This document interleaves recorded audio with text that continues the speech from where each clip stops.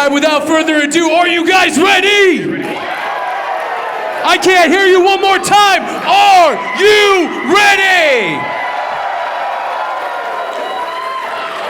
And I can't think of a better way to start this show. I was gonna run down the sponsors real quick, tell you guys who's sponsoring this great production, but I got a guy better than myself that can do it, and I'd like to bring him out here right now.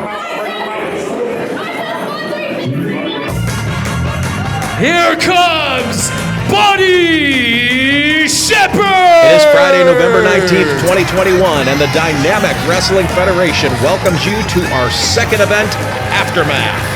We are coming to you from the Camelot Ballroom in Overland Park, Kansas, just outside of downtown Kansas City, Missouri. We have a huge card for you tonight that will see in action Jamie Holley take on Langley. Luigi Primo versus the Connoisseur, Niles, Plonk. A big tag team match as the Premier take on the Halletts. The 6'8" monster DirDEY Dirden with Roscoe Leach locks horns with Outlaw. The King's Road Slayer, Derrick Neal versus Moonshine Mantell.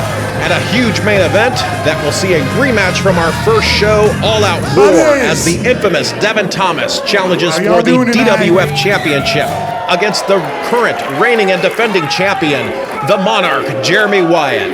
I am Jeremy Seeger for DWF Video, and it is my pleasure to be bringing you all of the action here tonight. We are kicking things off with an appearance by Buddy Shepherd, so let's hear what he has to say. Associate alluded to, I am here to read to you from an illustrious list of my personal friends. You got it back there? That can't go on YouTube. You got to edit that. I am definitely not reading from a list of names I have previously written down. In a handkerchief, correct. Classic tattoo and body piercing. That's right, old buddy has a tattoo. You'll never guess where it is. His bicep, correct. Up, down, KC. That's right, I am undefeated in the No Mercy tournament, so just keep that in mind. That's right. Do any of us really? J. McDonald Designs.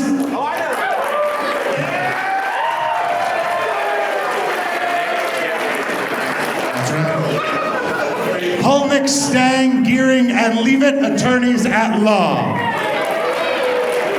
I hope I said those right. Buddies, without further ado, are you ready to partake?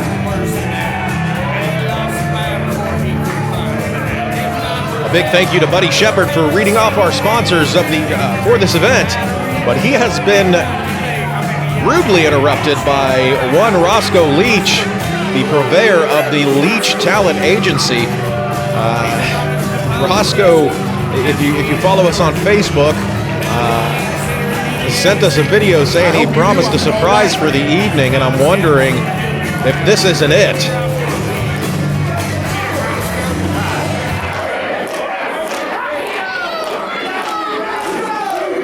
Well, now old Buddy was told no double entendres tonight. Which is fine, because Buddy only orders single entendres with queso and chips. Take a second, you'll get it. But I am more than happy to see you, Roscoe Leach. I know we were going a little back and forth on Twitter. That's right, I don't say it weird, it's Twitter. Give me that microphone. Now, I bet you and that pea brain of yours thought you were gonna come out here and get a piece of Roscoe Leach so all these morons out here can see me and you fight. That's right. Shut up, all of you. But I'm not fighting with you because I'm the owner of the Leech Talent Agency, the greatest talent agency in professional wrestling today. And I told you that I had a surprise for you, and everybody here thinks they know what it is. But they're wrong, because they're mindless. You see, I've scoured the entire world for the biggest, strongest, meanest wrestlers I can find.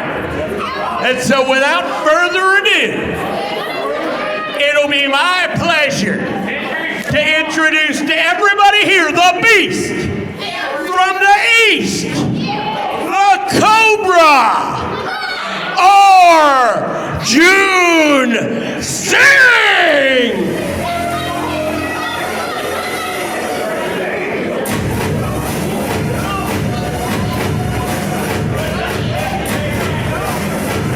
It looks like Roscoe Leach has a new client that he represents. This man here, Arjun Singh. I don't know much about him. He's not on my format sheet.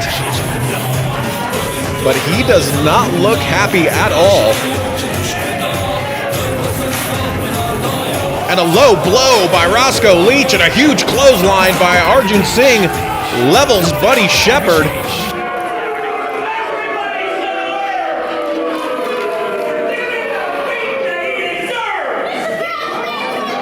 Leach giving the stomping orders to Singh as Singh gladly obliges as he is just laying the ground and pound onto poor Buddy.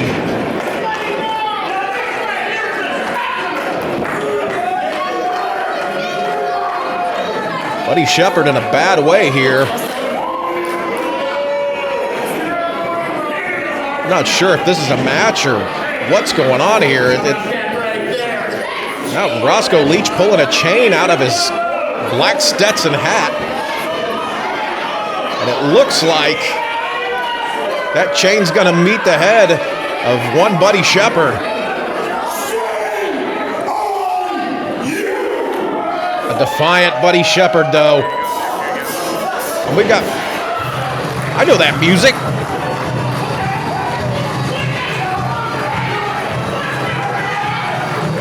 And I think Roscoe realizes that, or recognizes that music as well, but I'm not sure.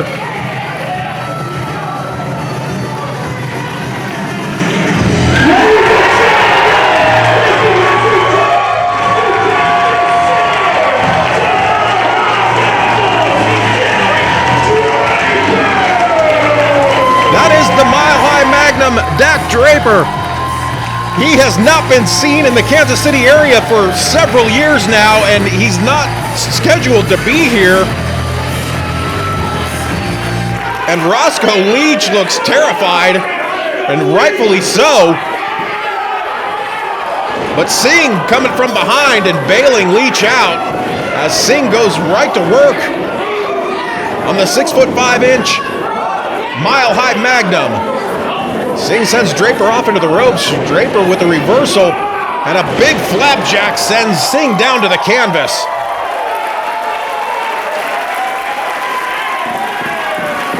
The crowd on their feet as they are just as surprised as I am to see Dak Draper here at Aftermath.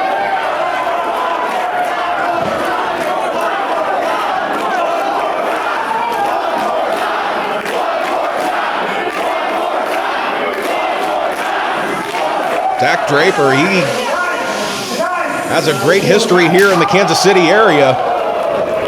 Has wrestled quite a bit in the Kansas City area, but since signing with Ring of Honor, has not been around, I gotta imagine, for at least 3 years.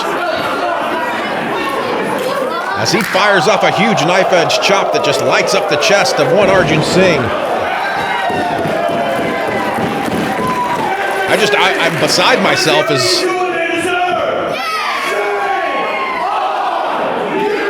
I was saying, I'm beside myself as I had no idea Dak Shepard was even in the building. I'm sorry, not Dak Shepard. I can't even get my words out right. Dak Draper. Irish whip by Draper, up and over, tries to go Singh, but Draper catches him over his shoulder. But into the eyes goes Singh as he fires off a big forearm shot. Make that 2 to the jaw. Into the ropes goes Singh, and a beautiful drop kick counters Singh's momentum. Nicely done by Dak Draper.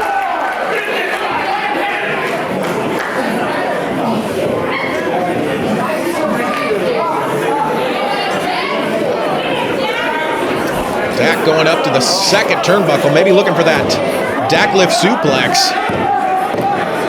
As he pulls up, but no, Roscoe Leach pulling out the legs of his client, Arjun Singh, saving him from what would have been a high impact Dak lift suplex. That gave the opportunity that Singh needed to begin his offensive on Draper.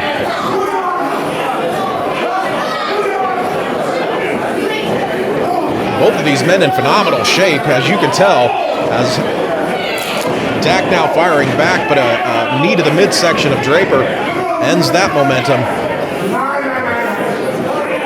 Front face lock, no suplex.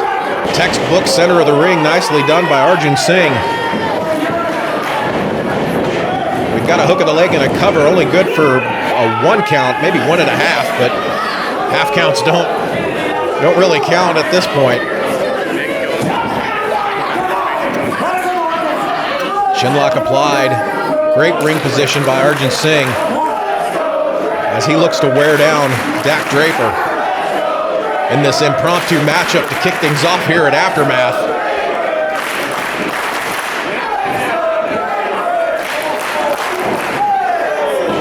Draper fires off a few shots, but immediately gets thrown down by his hair. Referee all over Arjun Singh about that.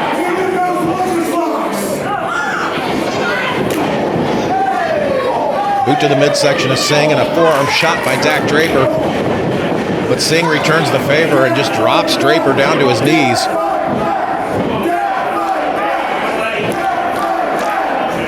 Draper, a huge crowd favorite here. Probably one of the most popular wrestlers in the area here in Kansas City.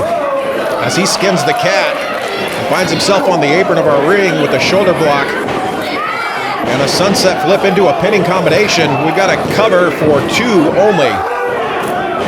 Big clothesline levels Draper. Hook of the leg and a cover by Singh. And a very close 3 count. Singh knows that he was inches away from what would be a huge victory over the Mile High Magnum. Mile High Magnum trying to fire himself up, reaching down deep. As he gets brought back to his feet, shoves off Singh, but Singh comes back with a couple of boots. Make that 3. As he is just wearing down Dak Draper. Draper on the outside, Singh following. Forearm shot, or maybe a European uppercut, I couldn't tell from this angle.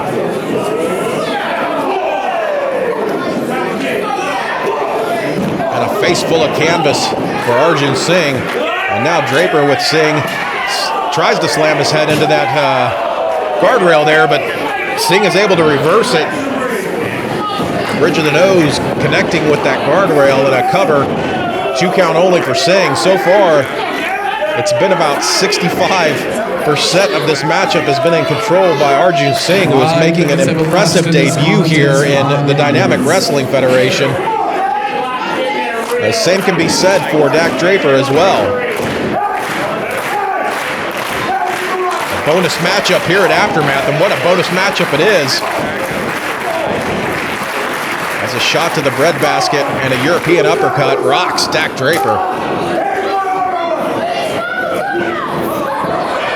Well, we got a bridge and a cover. 2 count only. Singh charges forward. Is greeted by the boot of Dak Draper. Draper out of the corner and a big power slam by Singh with the cover. That's almost a 3 count.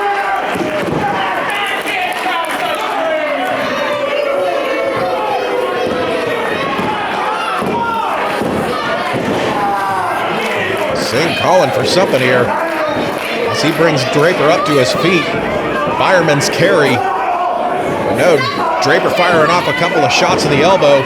Waistlock go behind there, or a waistlock, I should say, rear waistlock. Reversal by Singh. A counter by Draper. Into the ropes goes Singh, and a huge clothesline nearly decapitates Singh, followed by a boot from the Mile High Magnum. Back elbow, springboard, and an elbow strike by Dak Draper.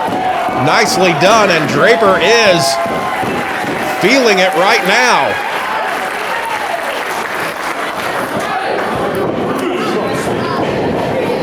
Into the ropes goes Singh. Tilt-a-whirl into an Oklahoma stampede. We'll call that a Colorado stampede. And he only gets a 2 count for his efforts as Singh is able to dig down deep and kick out at the last millisecond.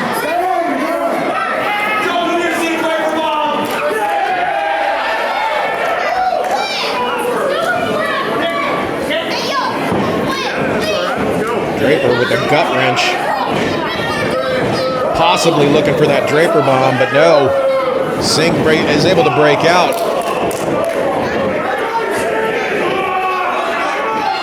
And a big Draper bomb, that's gonna do it. 2 and 3, no.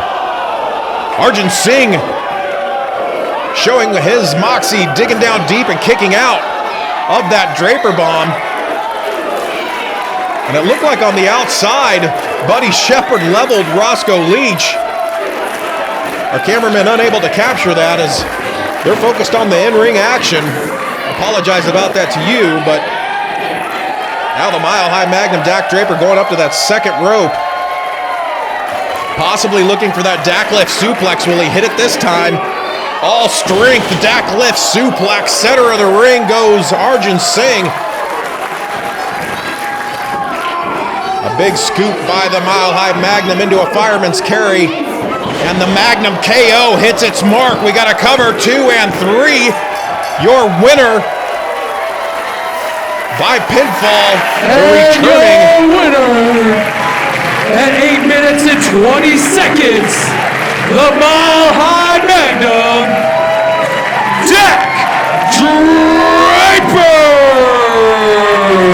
I'll let our trusty ring announcer let you know that Dak Draper, yes indeed, did win this match.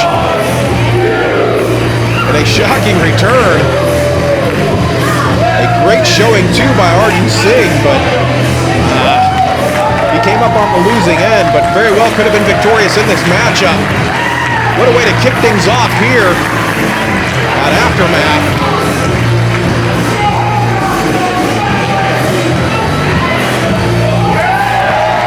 As Buddy Shepard raises the hand of the returning and victorious Mile High Magnum Dak Draper. Welcome back, Dak. I gotta say, this completely changes the landscape of things here in the DWF.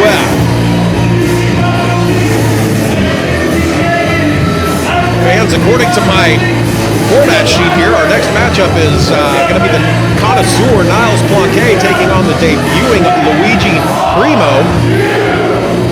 We'll see if that happens.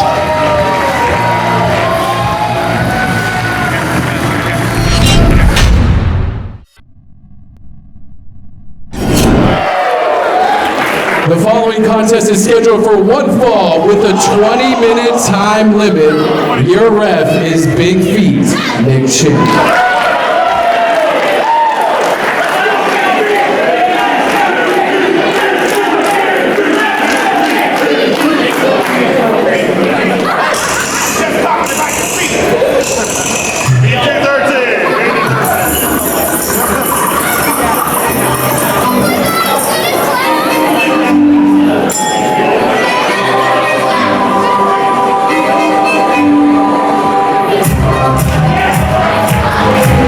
Introducing competitor number 1, accompanied to the ring by his steward, Belvedere, weighing in at 217 pounds from Napa Valley, California. Here is the wine connoisseur, Niles Plonk.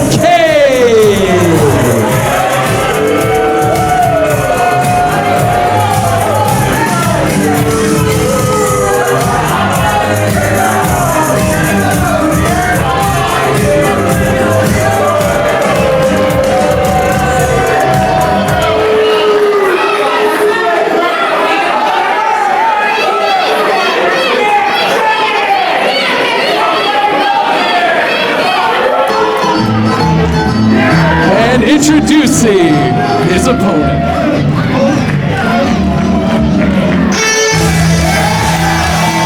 Weighing in at 170 75 pounds, he is the greatest pizza chef, Luigi Primo!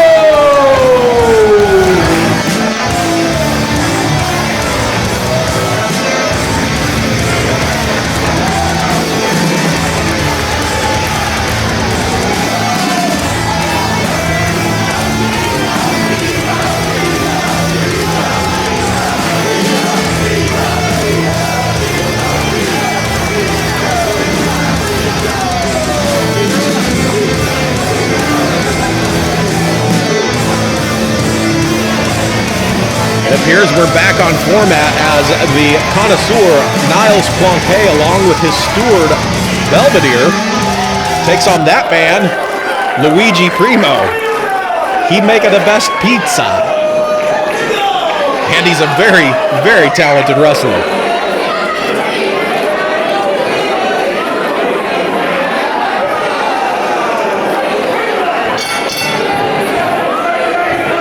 Referee Nick Chin calls for the bell, and we are on our way with our second matchup, our first official matchup of the evening.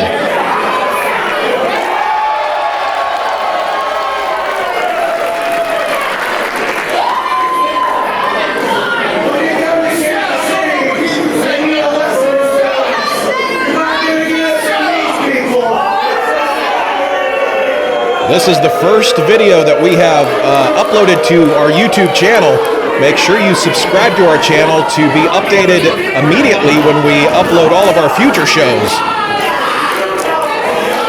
Little plug there as we get underway here. Plonkey taking control early, but Primo with a little bit of razzle-dazzle and a reversal of the wrist lock.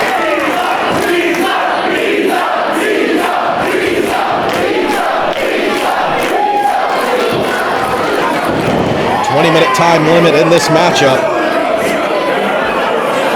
As both men now feeling each other out, exchanging holds. Nice arm drag by Primo.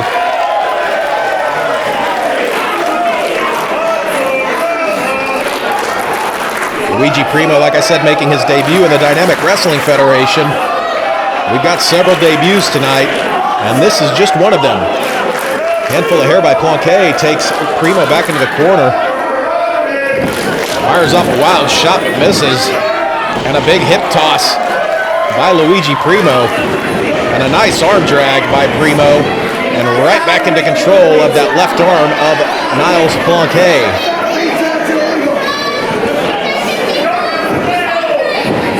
Plonkey back up to the vertical base.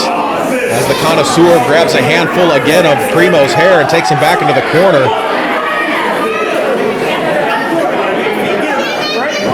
No clean break as Plonkey fires off that big shoulder block to the breadbasket of Primo. Primo up and over. And a big scoop. Textbook body slam, center of the ring by Luigi Primo. So far, all the shortcuts that the Connoisseur has taken have not provided him with any advantage, as Primo has done a great job of countering them.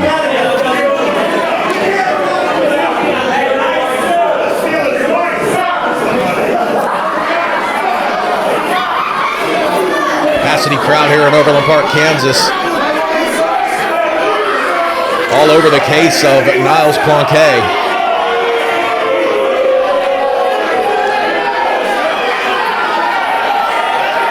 With that dough, Luigi Primo showing off some of his pizza tossing skills. Plonkey having none of that though. He goes back to that arm wringer. As Luigi Primo having a little fun with his dough there in the center of the ring, and a reversal to the distracted Niles Plonkey.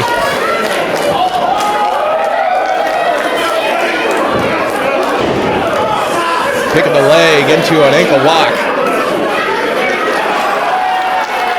But the distracted Plonkey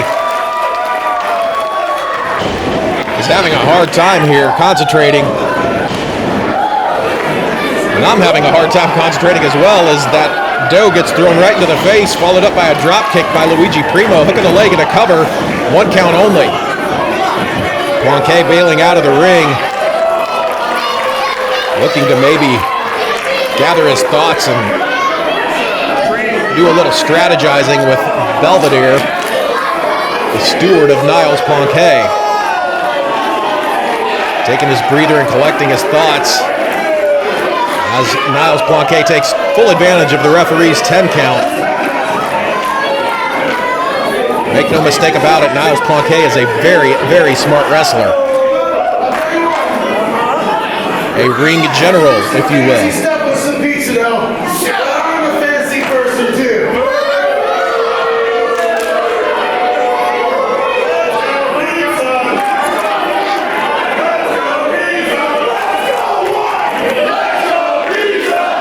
Plonkey with his cherished glass of wine as he shows off his wine maneuvering skills. As Primo takes the arm of Plonkey and rinks away on it, but that wine right to the face of Luigi Primo. And a face full of turnbuckle goes Primo, forearm shot by Plonkey. Whip into the ropes, and a big back elbow sends Primo crashing down to the canvas. Got a hook of the leg and a cover, 2 count only. That alcohol content in the wine of Niles Plonkey, I'm sure, is affecting the vision of Luigi Primo at this point as he goes crashing headfirst into that top turnbuckle. As Plonkey now stomps away on the prone Luigi Primo. It looks like we might see Niles Plonkey stomp some grapes. And yes, that is a signature trait or maneuver of Niles Plonkey, the stomping of the grapes.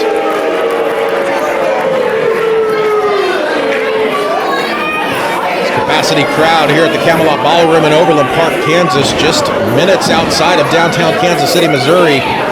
Not happy with the performance and the antics of Niles Plonkey as Plonkey fires off a big forearm shot right to the face of Luigi Primo and gets a 2 count for his effort.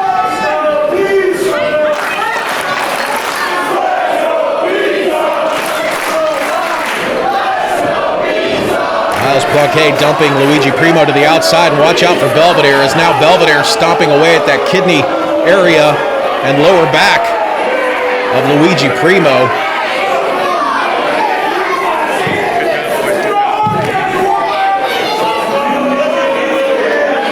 Last month at our first event, All Out War, Niles Plonkey lost his tournament matchup as he fires off a knife edge chop but finds nobody home and makes contact with that steel post. That might have broken the hand of Niles Plonkey. As now Plonkey giving grief to Belvedere. A shot to the breadbasket that misses. Well scouted by Plonkey.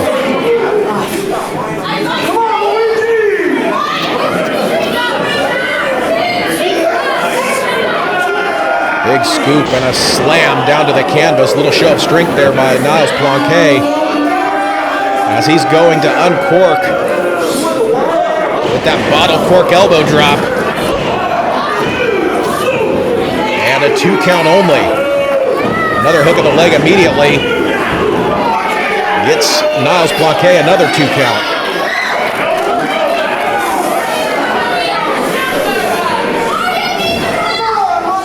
As I was saying, Plonkey at our last show, All Out War, was unsuccessful in the DWF Championship tournament.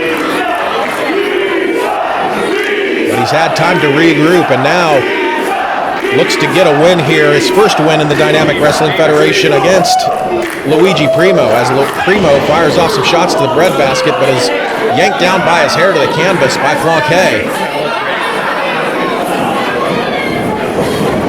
Whip into the corner, followed by a big clothesline. Rocks Luigi Primo. Connoisseur Niles Plonkey just has an utter disdain for this capacity crowd as now Luigi Primo up on that middle rope, fires off with a drop kick. Both men now down on the canvas. A kip up by Luigi Primo, and he's back up on his feet and trying to charge himself up, digging down for that fighting spirit. Ducks the clothesline, follows up with a spin wheel kick.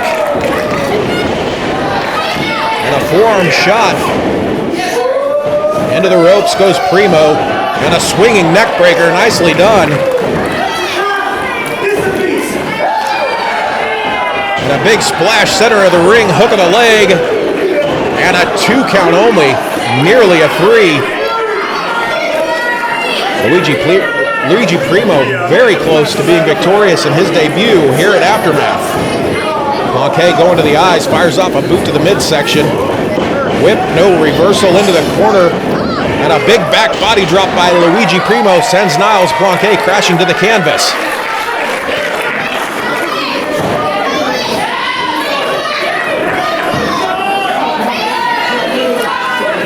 Luigi Primo up onto that top rope, but Belvedere with the leg.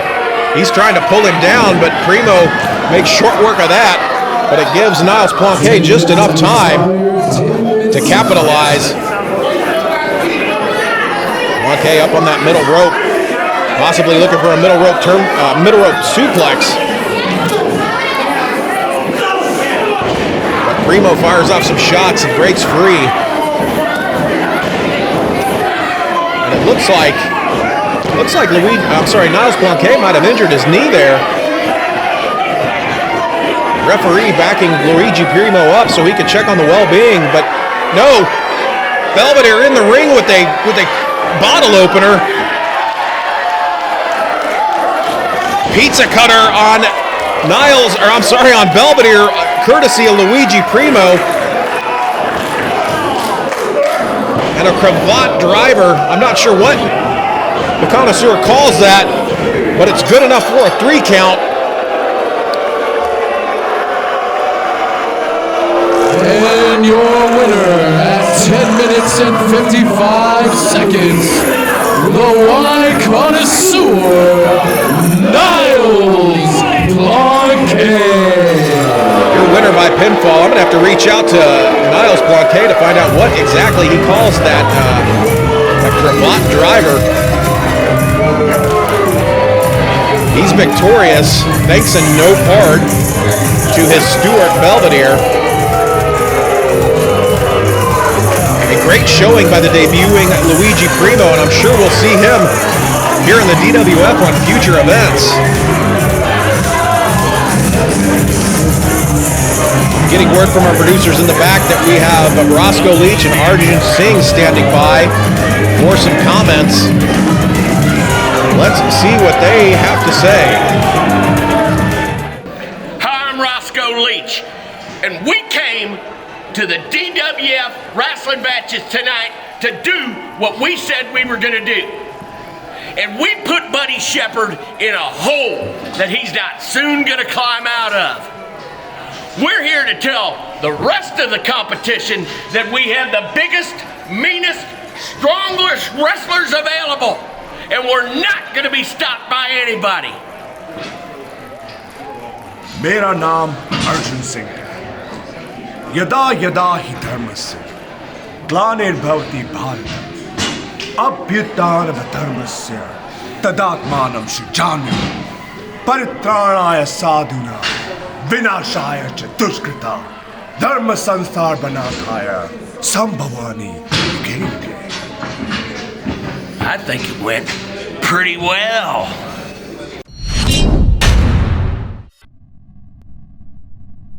It is a tag team match scheduled for one fall with a 30-minute time limit. Competitors making their way to the ring.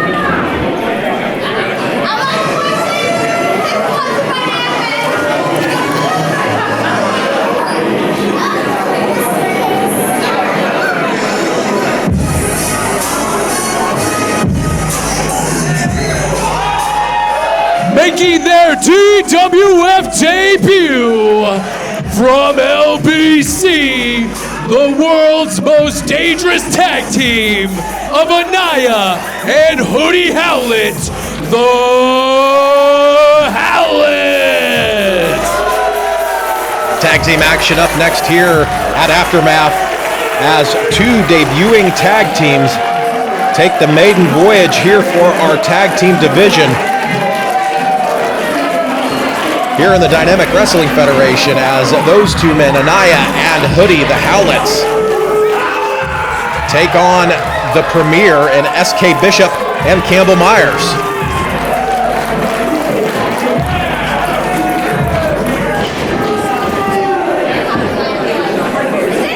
Got a chance to see footage on both of these teams, and the Halletts are a smash mouth tag team.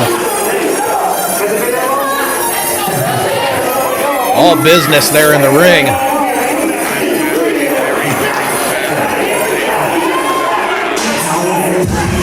Also making their debut in the DWF, SK Bishop Dat Boy and the Premier Superstar Campbell Myers at a combined weight of 420 pounds. They are the Premier! Dat Boy, SK Bishop, and Campbell Myers making up the team of the Premier. SK Bishop on your right, Campbell Myers on your left. A young tag team here making their debut in the Dynamic Wrestling Federation. And I am excited about this match.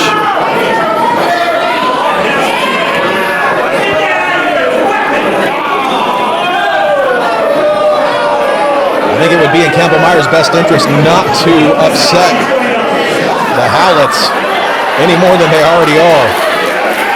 That would not bode well for the Premier. We're starting things off hot and heavy here as the Halletts just pummel away on the Premier. Into the ropes go the Premier, duck to the double clothesline and a double drop kick, nicely done, textbook. As the Halletts on the outside of the ring, backtracking and taking a breather to possibly collect their thoughts and reevaluate their game plan. SK Bishop with a strike to Anaya, and Campbell Myers with a strike to Hoodie. Anaya trying to go up to the top rope, but he gets caught by Campbell Myers, and SK Bishop with a boot that finds its mark on the jaw of Hoodie Hallett. Big leaping drop kick by Campbell Myers. And Anaya Hallett receives a drop kick as well, courtesy of SK Bishop.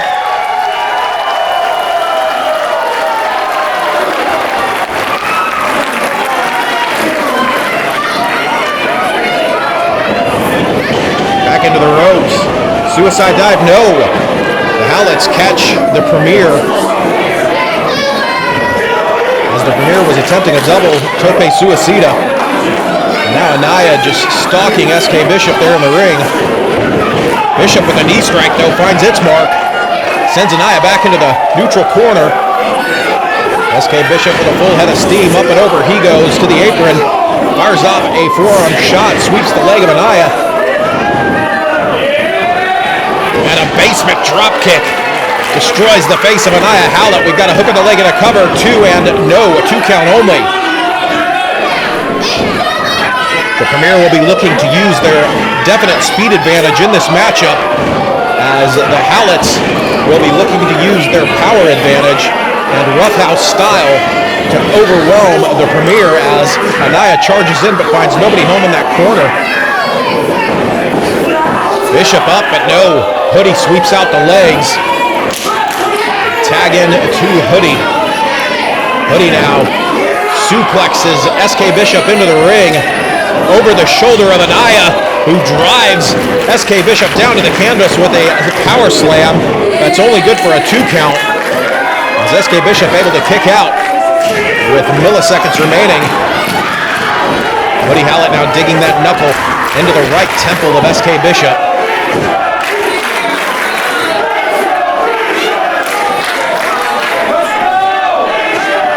Hallett brothers in control of this matchup after an early fury of offense by their Premier.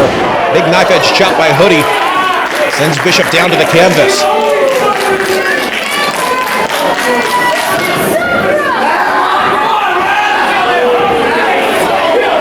Here's Hoodie's going into the eyes of Bishop as he takes him back into the Halletts corner and fires off some rabbit shots and some stomps to the breadbasket of Bishop. And now with the referee's back turned, Anaya firing off shots across the forehead and bridge of the nose of Bishop. Tag in to Anaya as the Halletts doing what they do best. A double hip toss followed by a knee, a leg drop by Hoodie, a splash by Anaya, and a senton bomb by Hoodie. The Howletts just going full tilt boogie on the Premier, on SK Bishop in this case, as we've got a mount and a big right hand to the temple of SK Bishop courtesy of Anaya Howlett.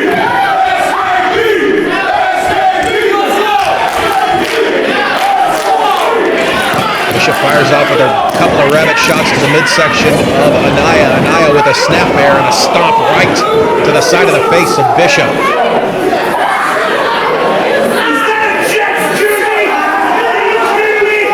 Dat boy is not looking that good at the current moment. Anaya firing off with some shots to the breadbasket, followed up with a huge overhand right that connects squarely in the face of SK Bishop, and now Hoodie back in the ring as SK Bishop is doing everything he can to fight his way to his corner and make the tag to his partner Campbell Myers, and a big spine buster by the much larger Hoodie Howlett.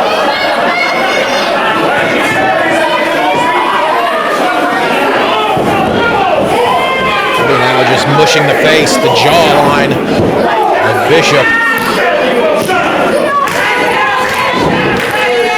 Now a mount by Hoodie Howlett as he fires up a shot to the temple of SK Bishop.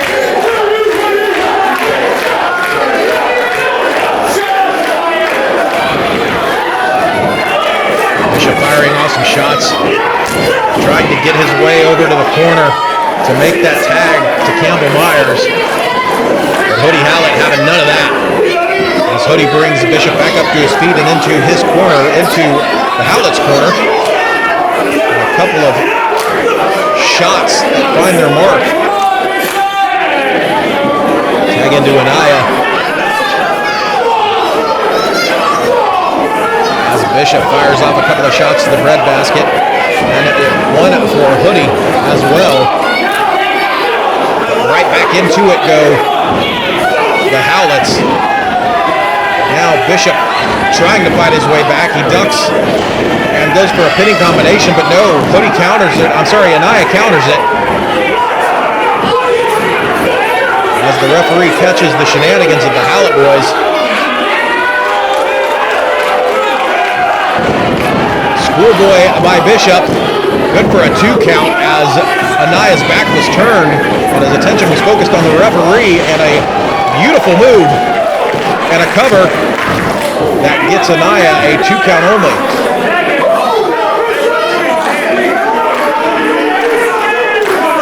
Anaya with that rear chin lock just wrenching on the neck of that boy, SK Bishop. Campbell Myers trying to fire up this crowd. See if Bishop can't feed off the energy that the crowd is giving him. Some elbows to the breadbasket of Anaya, and Bishop is free. Bishop with the right hand and into the ropes. But no, a bear hug applied center of the ring by Anaya Howlett as Bishop now is in a really bad way and desperately needs to make the tag to his partner Campbell Myers.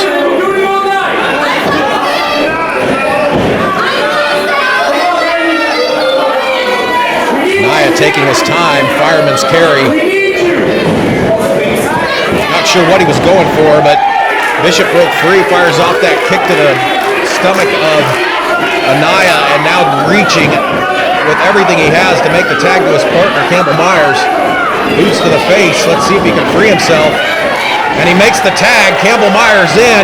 Ducks the clothesline. Fires off a shot to Hoodie.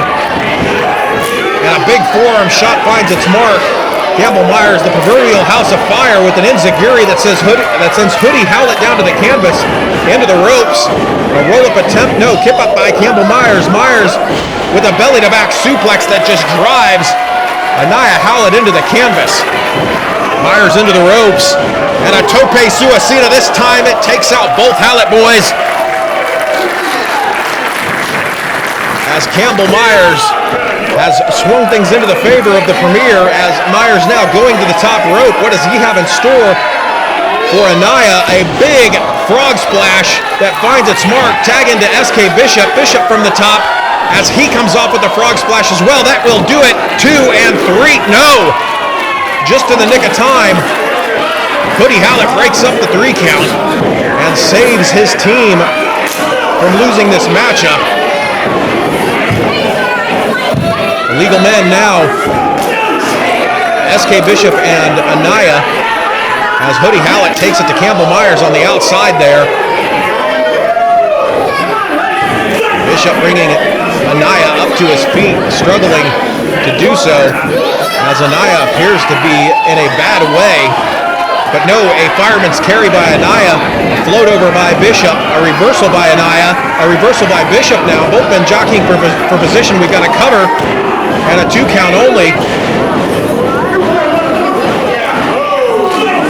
Anaya with SK Bishop, and Bishop with a kick to the temple of Anaya, and now Hoodie gets one for himself. Shot to the breadbasket by Bishop to Anaya. Up and over, no, a full mount with a hook. 2 count, but Campbell breaks up that shenanigans. And we got a 3 count out of nowhere. SK Bishop pins Anaya, and Anaya is shocked. As your winners of this matchup, the Premier, Campbell Myers and SK Bishop. 54 seconds, the Premier! What a way to kick off our tag team division here in the Dynamic Wrestling Federation. As the Premier, Campbell Myers and SK Bishop. No, oh my God! Out of nowhere, Hoodie laying waste to the Premier, and now Anaya joining in. I guess sportsmanship by the Halletts is out of the window. There's a big slam right in the center of the ring, just plants SK Bishop. Uranagi, and now a side slam, possibly no, because Hoodie's going to the top rope. And a beautiful double team maneuver by the Halletts as they lay waste to the Premier post-match here.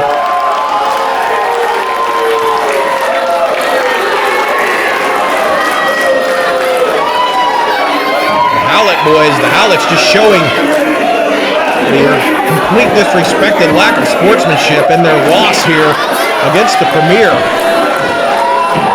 I got to imagine this won't be the last time we see these two teams face off against each other, especially with this post-match attack.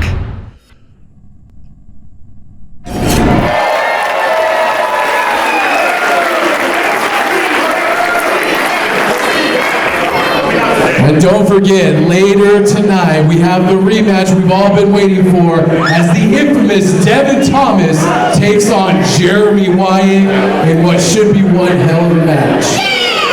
Now notice how I said hell. All right, before we go to intermission, man, we have got one of the most anticipated matches coming up right now. It is going to be a slugfest. So this following contest is scheduled for one fall with a 20-minute time limit. Moonshine Mantell takes on the debuting The King's Road Slayer, Derrick Neal, in our next matchup here at Aftermath.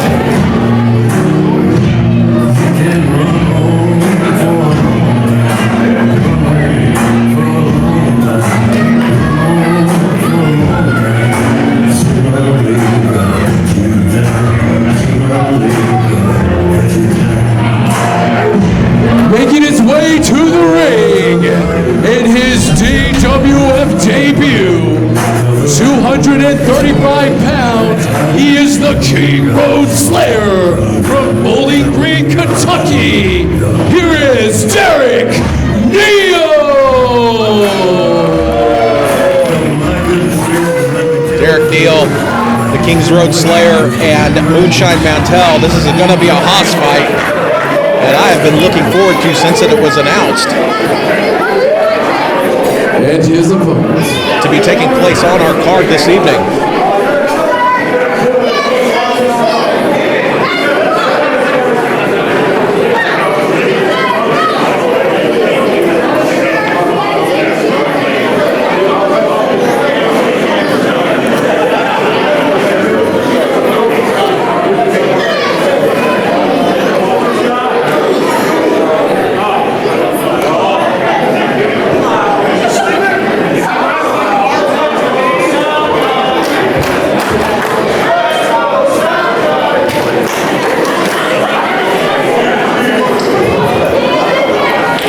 Waiting on the arrival of Moonshine Mantell, but his music isn't playing. Not sure if we're having a problem in the back or what's going on here. Josh, you want us to keep rolling? I apologize. So Keep rolling.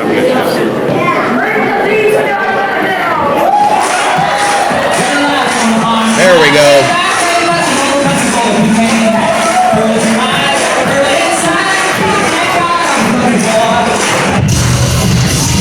And his opponent, weighing in at 235 pounds. Here is Moonshine Mantell.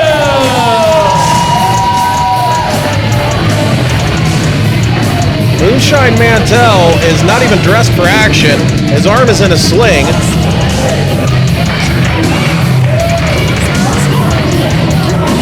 I have no idea what's going on here.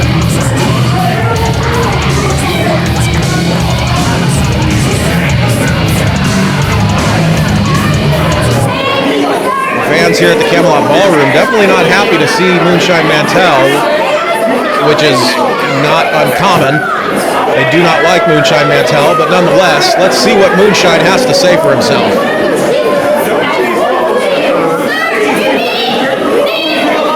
Ladies and gentlemen, normally this is the part of the show where you see me come out here, step inside the ring, and do what Moonshine Mantell does best, and that's whip Derrick Neal's ass all over this ballroom. Well, that remains to be seen, obviously. Yeah, you're right. You are saved by a sling. You like, I guess you have a guardian angel. You got something on your side. Because lucky for you, last Saturday I sustained an injury to my shoulder in a match, and I still haven't been cleared by the doctors to fight you tonight.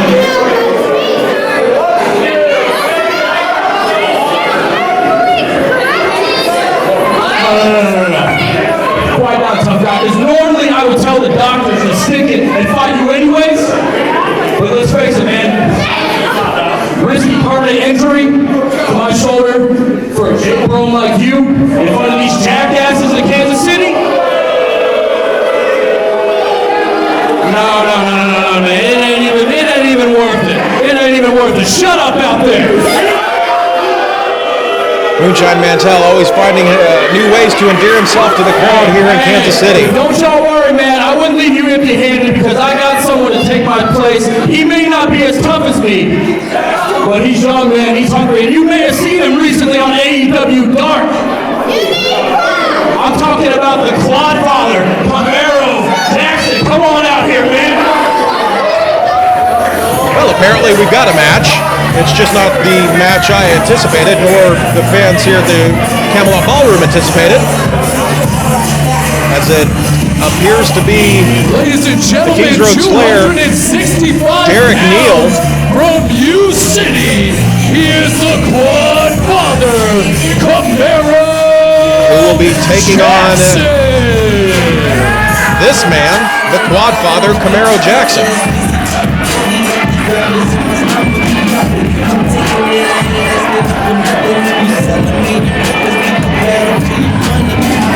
At this point, I don't even know why I have a format sheet.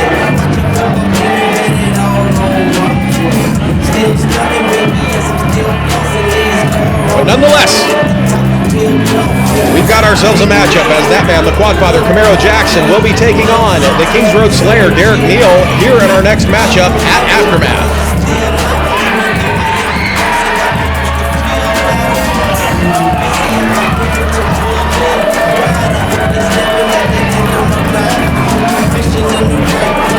Things get underway here, fans. Do a little bit of plugging. Don't forget to visit us online at www.dwfwrestling.com. Like us on Facebook. Our Facebook handle is DWF Wrestling KC, and our Twitter is as well at DWF KC. You'll be able to find out when events are, when tickets go on sale. You'll also be able to subscribe to our newsletter, which gets you early access to our pre-sale tickets, to purchase tickets in our exclusive newsletter subscriber pre-sales. Now that the plugs are out of the way, let's get to this matchup. Collar and elbow tie up center of the ring, both men jockeying for position. As Derrick Neal and Camaro Jackson are at a stalemate.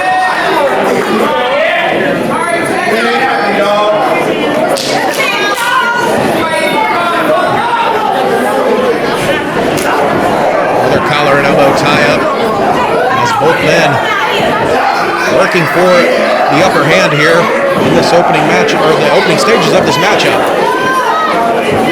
Looks like the height advantage is going to go to Derrick Neal. I got to imagine the weight is about equal. I didn't hear what our ring announcer said was the weight of both men. Camaro Jackson, he's built like a fire hydrant.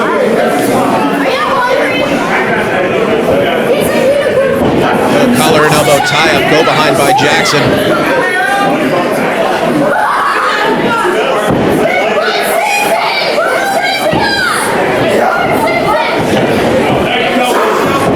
Into a cravat. Textbook by Jackson. Derrick Neal stepping into the bend of the knee of Jackson, lowering Jackson's vertical base down to 1. Neal with an arm wringer attempt. Jackson blocking partially, trying to block anyway, as Neal has that arm wringer applied into a hammerlock. Drop down by Jackson and a float over as he shows a little bit of disrespect to Derrick Neal, smacking him there in the back of the head. I don't know that that's a wise thing to do to any man. Neal with a big shove. And Jackson returns the favor. Oh, and a big slap to the face of Camaro Jackson by Derrick Neal as Jackson takes Neal into a side headlock.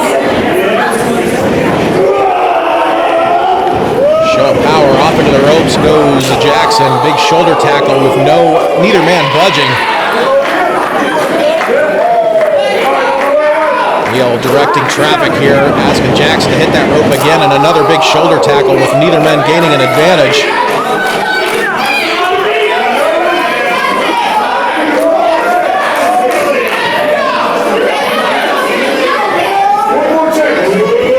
One more time, but Jackson puts on the brakes and fires off a big right hand that rocks Derrick Neal. Jackson into the ropes, stuck at the clothesline by Neal, and Neal with a big shoulder block. Takes down Jackson. Textbook body slam center of the ring and a knee drop to follow up. We've got a hook of the leg and a cover, but it's only good for a very close 1 count. Neal stomping on the hands. Hand. Jackson. Camaro Jackson being brought back up to the vertical base by Neal. Big knife edge chop. Doesn't have much effect on the thick chest of Camaro Jackson. And a big frying pan knife chop that time. It did some damage. Big scoop, show power by Camaro, but lets Neal go. Standing switch. And a Northern Lights suplex. Good for a 2 count. Nicely done by the Kings Road Slayer.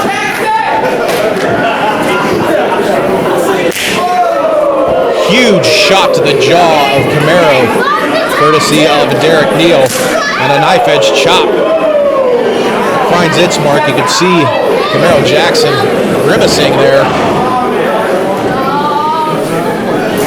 Irish whip, no reversal by Jackson, sends Neal into the corner. Charge up by Jackson, but finds the back of the elbow of Derrick Neal. And a big spine buster by Camaro Jackson finds its mark. These are two rough and very powerful men. As Jackson with a kick to the jaw of Neal.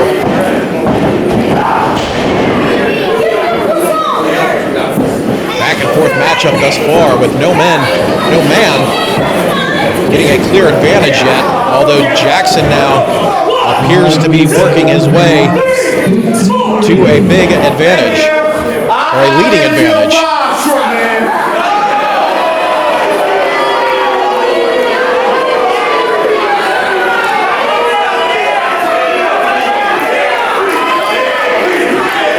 Sure, our referee knows full well that Jackson has a 5 count. Big boot to the side of the face, caught that ear of Derrick Neal. As Jackson fires off shots that floor Derrick Neal.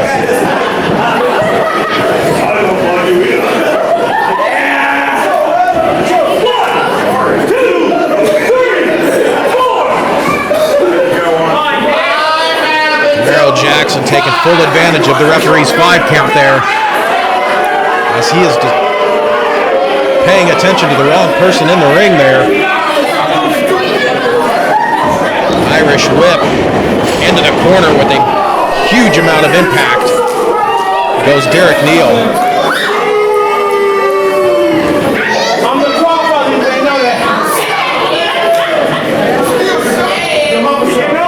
Quadfather brings the Kings Road Slayer up, snapmares him over, goes for a cover. 2 count only, a very nonchalant cover. And now into a rear chinlock goes Derrick Neal, courtesy of Camaro Jackson.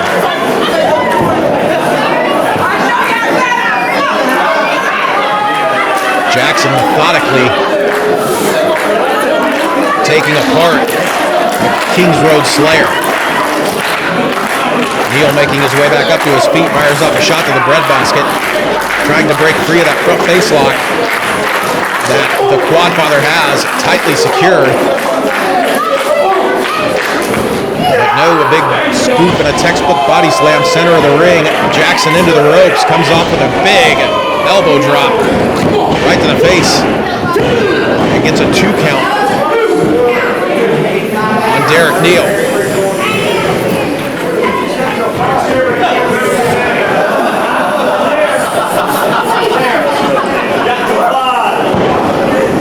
By Jackson rocks Derrick Neal back into the corner. Neal, though, with a chop. And a big shot to the jaw of the Quadfather, but the Quadfather just shakes it off. Knife edge chop by Jackson. And an overhand chop by Derrick Neal.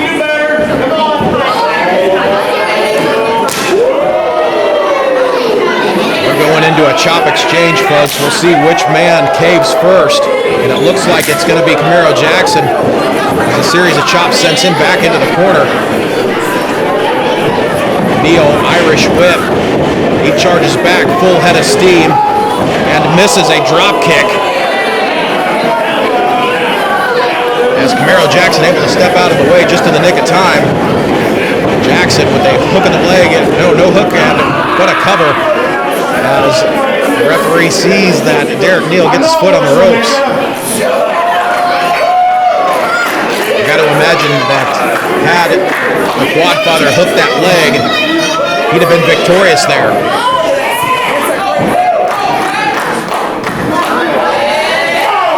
Big forearm shot rocks. Oh, wait a second. A forearm shot of his own that echoed through the Camelot Ballroom by Derrick Neal, but Neal back right into that front face lock. And it looks like the Quadfather is setting him up for an attempted suplex, but couldn't quite get him up. Goes behind, belly to back suplex, nicely done by the Quadfather.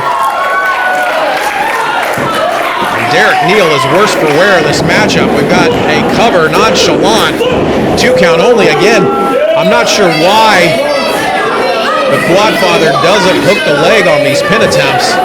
He's had a couple of opportunities here, in my opinion, to put this matchup to bed and get his arm raised in victory.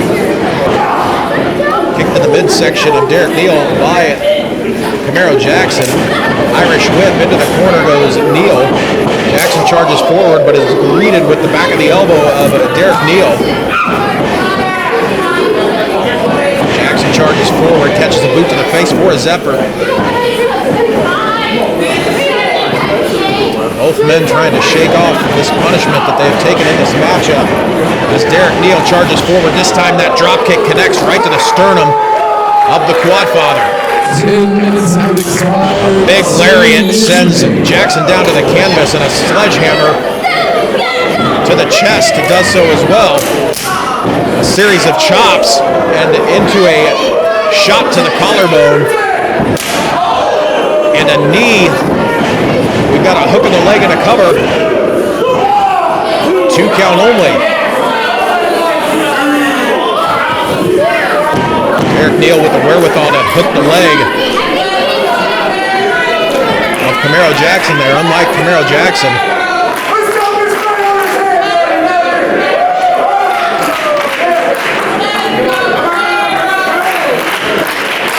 Derrick Neal might be allowing too much time to go between moves as he hooks the leg looking to go for a fisherman suplex, but Jackson fights out, sends Derrick face first into that middle turnbuckle. Nice drop kick by the Quadfather sends Jackson to the outside where, I'm not sure, there he is. There's Moonshine Mantell, who is taking off the sling. Wait a second, come on now. A clothesline with that injured arm. That arm's not injured. Moonshine Mantell's not injured. I think he might be scared of the Kings Road Slayer, Derrick Neal, but he's not injured. Big powerbomb. And a 2 count as Derrick Neal is able to kick out at the last second, last millisecond, really. But I'm wondering, Moonshine Mantell, okay, we know he's not injured. He's out there playing games. But nonetheless, I just don't know what to say. As Jackson charges into the ropes, go behind by Derrick Neal. Fireman's carry, possibly a Samoan drop. No, Derrick Neal able to break free. Sternum first into the corner goes Camaro Jackson, and a big left hand finds its mark on the jaw of Camaro Jackson. Fisherman's buster, nicely done. We've got a hook of the leg and a cover, and a 3 count.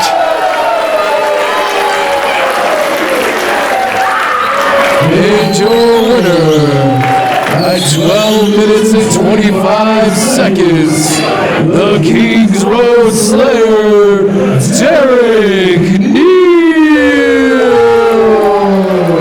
Bowling Green, Kentucky's own, the Kings Road Slayer, Derrick Neal, victorious in his debut here with the Dynamic Wrestling Federation, and he is eyeballing Moonshine Mantell. Looks like Moonshine's entire plan has backfired here. It doesn't look like it has. It has backfired. And I'm sure this is just the beginning between Moonshine Mantell and Derrick Neal. Phenomenal outing, though, for the Quadfather, Camaro Jackson, and I'm sure we'll see him again in a DWF ring soon. You know, I'm not feeling too hot right now. I'm a little banged up. Today, Campbell and I walked into the Camelot Ballroom expecting to face the Death Threat Army. And instead, we were surprised by the Howletts. And we're no stranger to these guys. We know how bad they are, but you know what? At the end of the day, the better team won. What we weren't expecting after was for you guys to blindside us and beat us after the fact. Sore losers is what Halletts are. You get this. Sore losers is right. We weren't ready for y'all, but we still won. You guys want to come and hit us from behind afterwards? That's fine. That's fine, because January 22nd, we're calling you out to run it back. We beat you tonight, and we'll beat you again. You can talk loud, you can get wild, just a dark cloud. I'ma step out and blow you away. Nowhere to run, you can't hide from me. You can get lost, I'ma get found. It's a shakedown, I'ma step out and blow you away. Nowhere to run, you can't hide from me.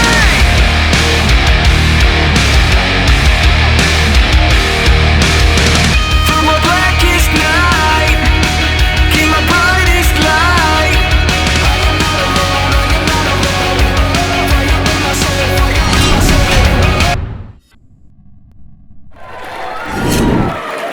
And the following contest is a singles match scheduled for one fall with a 20-minute time limit.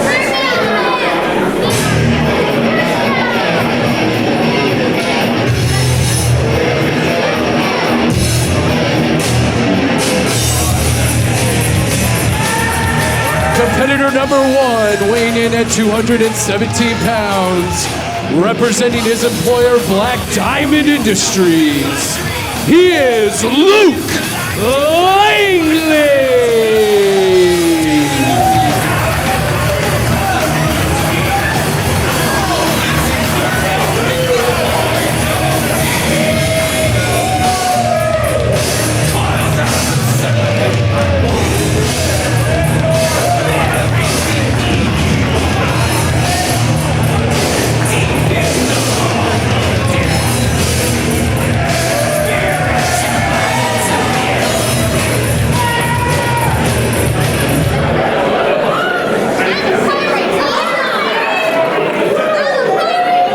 And his opponent.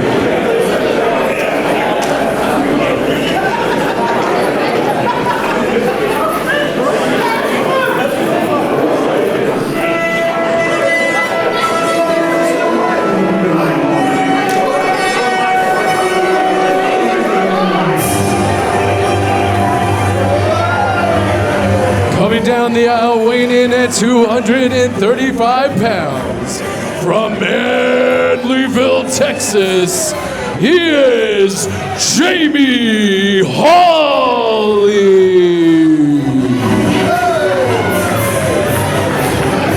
We just had words from SK Bishop and Campbell Myers, the premier, about their matchup with the Howlett boys. And like I said after the matchup earlier tonight, their issues are just getting started. With that said, our next matchup here at Aftermath in Overland Park, Kansas, coming to you from the Camelot Ballroom, is that man, Jamie Holley, taking on Luke Langley, who is already in the ring. Luke Langley reminds me of a comic book supervillain. Both men making their debuts here at Aftermath for the Dynamic Wrestling Federation.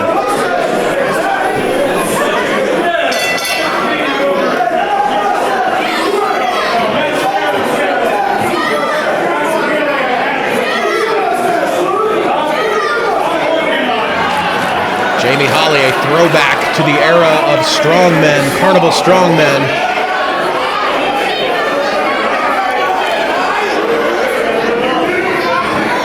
I guess Luke Langley is a modern-day supervillain. Langley would be wise to try to avoid the power of Jamie Holley.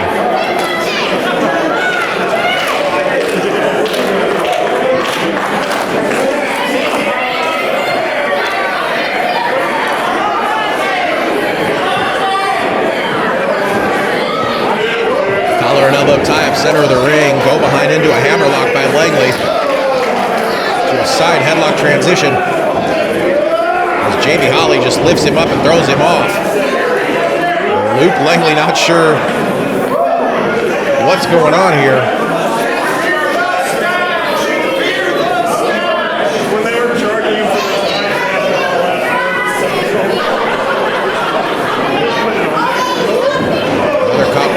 Go behind into another side headlock by Langley. As he wrenches away on the head of Jamie Holley. Holley now with a reversal into a side headlock of his own as he just puts, I imagine, a massive amount of pressure and applies some noogies.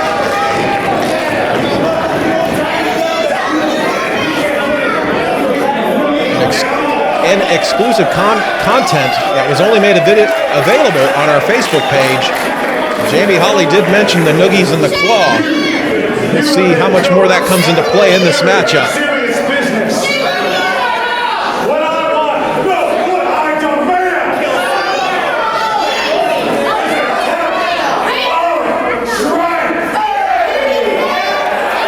Test of strength is being asked of by Luke Langley. I'm not sure that's such a good idea, but nonetheless, here we go. Greco-Roman knuckle lock. But Langley with a shortcut takes Holley down to the canvas. My apologies, got a little caught up there.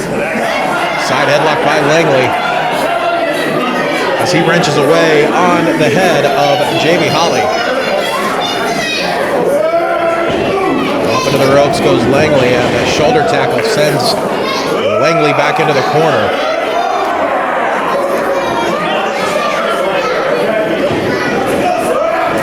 Another shoulder block with the same result as the last one. Langley off into the ropes, and another shoulder tackle that nearly has Langley down to the canvas, but he was able to compose himself. That side. And clearly, by process of elimination.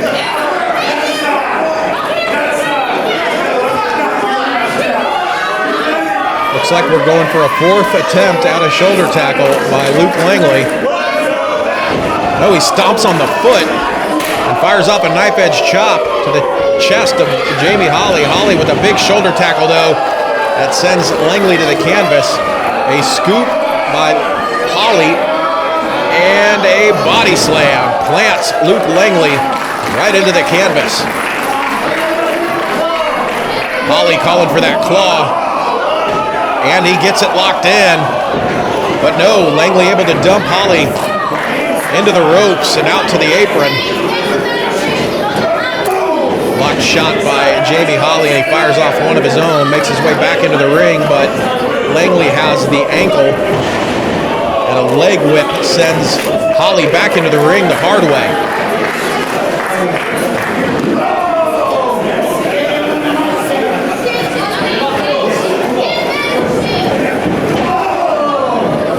Langley going to work on the thigh and the leg of Jamie Holley. Fans, I mentioned a little bit ago the exclusive interview with Jamie Holley. That wasn't the only one that we posted to our Facebook page. We had several videos, exclusive Facebook videos for our followers and fans on Facebook. So be sure you like us on Facebook. Our handle is DWF Wrestling KC. Facebook.com/DWF Wrestling KC. It's also our Twitter handle, Twitter.com/DWF Wrestling KC. As back to the matchup, Jamie Holley firing off a shot to the head and a whip into the ropes, but Langley puts on the brakes. Goes for a possible fireman's carry, no. Driving that knee down as he is going to work on that leg of Jamie Holley.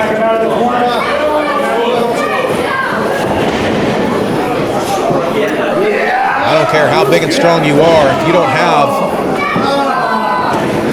both your wheels under you, it makes no difference. Langley now draping that leg onto the bottom rope as he springs up and down right across the knee. That left knee of Jamie Holley. It looks like he might be going for it again. No, he's taking him to the outside to that steel post. As he throws that leg, that knee, right into the steel post. And the crowd here at the Camelot Ballroom is not happy with the antics of Luke Langley.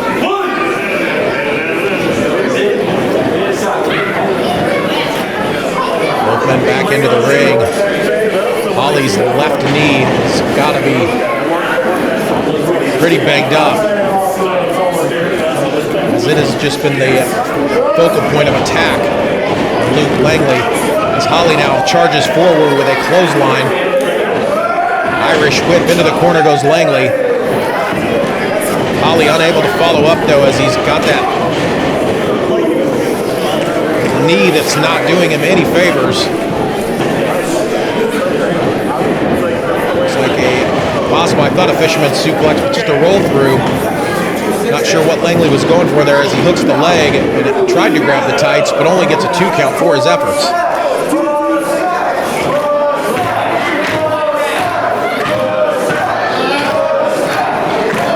Trash talk by Langley as he just stomps away, continues his plan of attack on that left knee of J.B. Holley.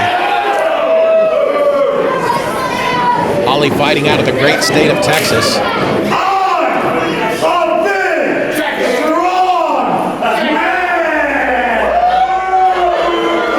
Adding insult to injury is Langley, but J.B. Holley with a nice reversal of the suplex.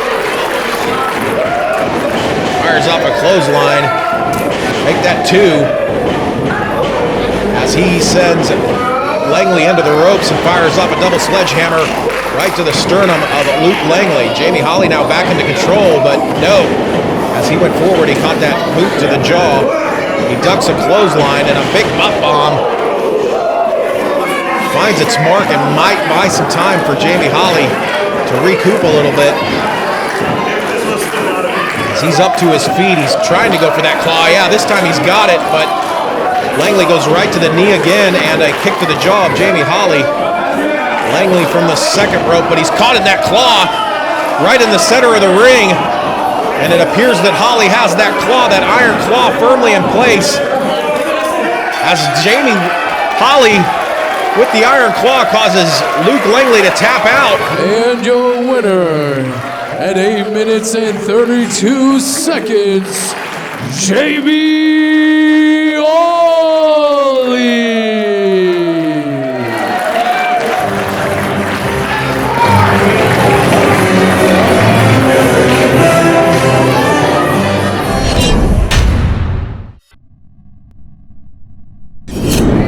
We are at that time where it is time for our co-main event of the evening. Are you guys ready? The following contest is scheduled for one fall with a 20-minute time limit.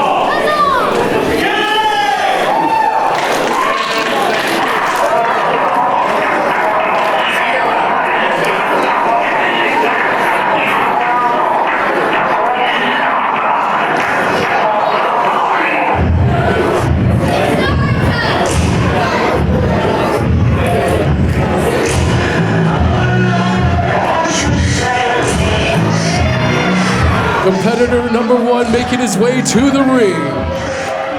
Representing the Leech Talent Agency, he stands 6'8". He weighs 275 pounds. From Blackwater, Missouri, Dirty Jake Dirden.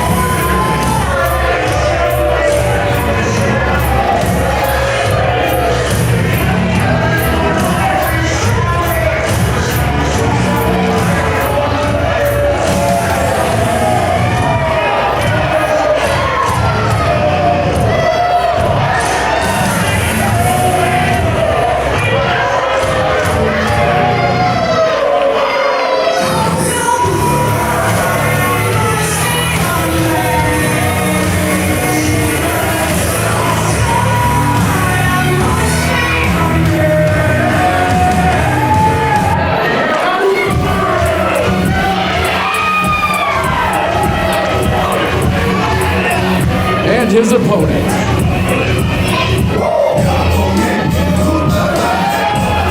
From St. Louis, Missouri, weighing in at 222 pounds, the leader of the Bandana Brigade, real name, no gimmicks, Mike Outlaw.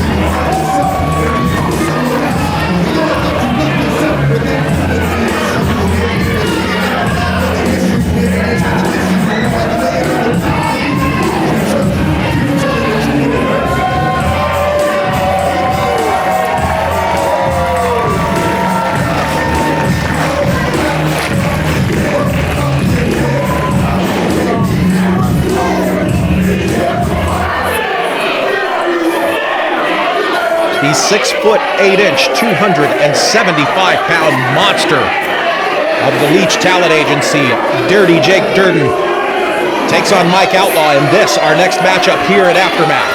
Coming to you from the Camelot Ballroom in Overland Park, Kansas. For those that don't know, Overland Park, Kansas is just across the state line and about 10 minutes south of Kansas City, Missouri. Southwest of Kansas City, Missouri. Mike Outlaw giving up a obvious height difference. But both men, probably, if I had to guess, have an equal amount of strength and power to their arsenal. The X factor in this matchup is on the apron right there, Roscoe Leach, as he is already interjecting himself in this matchup.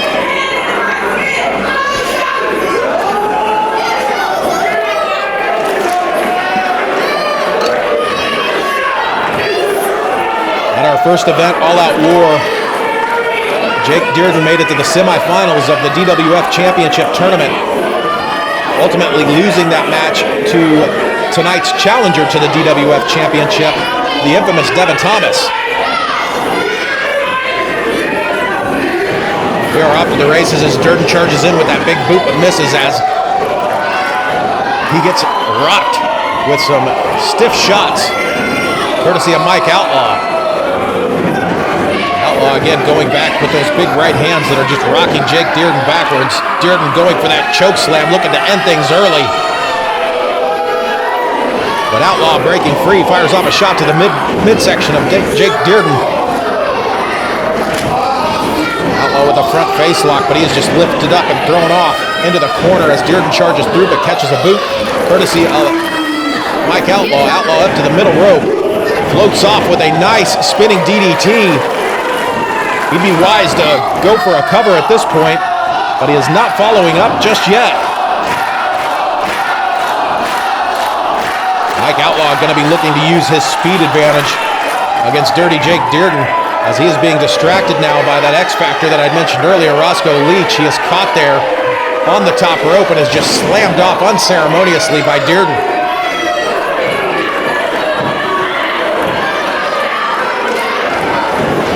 Big boot, this time finds its mark, nearly sends Mike Outlaw to the outside. With a little bit of assistance of Jake Dirden, he is now on the outside, and it looks like Roscoe Leach, Roscoe Leach stomping away at Mike Outlaw.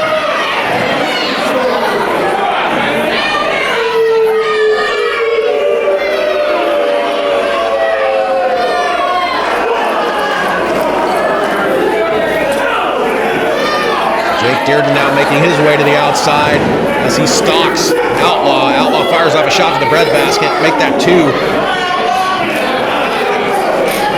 Blocking a shot and a big overhand right by Jake Dirden finds its mark and sends Outlaw staggering back. Headbutt by Dirden rocks Mike Outlaw.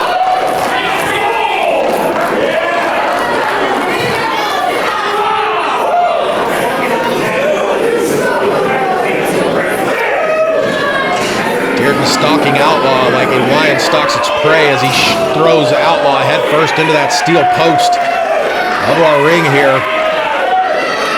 Outlaw may be busted open. I'd be surprised if he wasn't. Dirden Dirden knows what that count is by the referee as he goes in and breaks it up there. Buys himself more time on the outside, a place where he is more than comfortable to dish out punishment. As he now chokes Mike Outlaw on that guardrail there, giving the front row fans there a close-up and personal view of the damage he is inflicting on Mike Outlaw.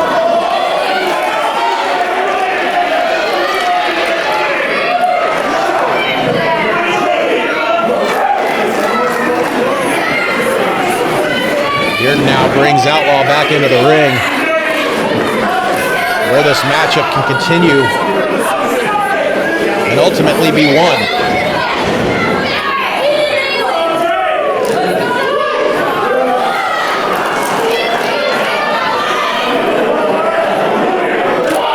Big shot to the breadbasket of Mike Outlaw, courtesy of Dirty Jake Dirden.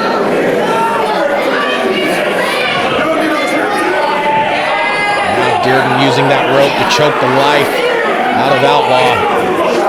The referee administering the rule of law as now, with the referee's back turned, of course, Roscoe Leach takes advantage of that.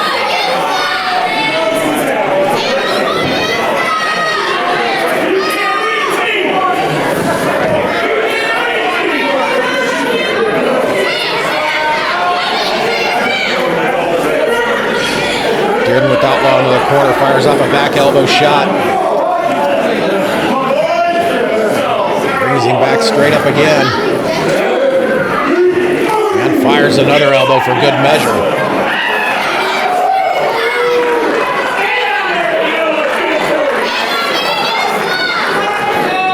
Outlaw trying to make his way back up to his feet. Dirden more than happy to help him. As Dirden sends Outlaw into the ropes, no. Outlaw puts on the brakes.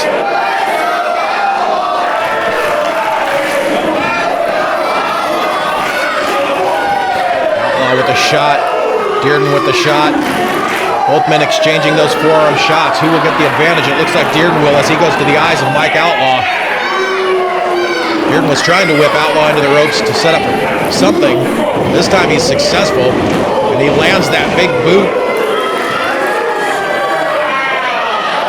Successfully this time, that sends Outlaw down to the canvas.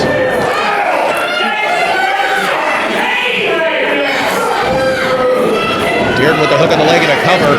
2 count only as Outlaw's able to kick out. That big boot of Dirty Jake Dirden has put many opponents away in many of Dirden's matchups. Dirden now wrenching away on the neck, twisting that head around of Mike Outlaw.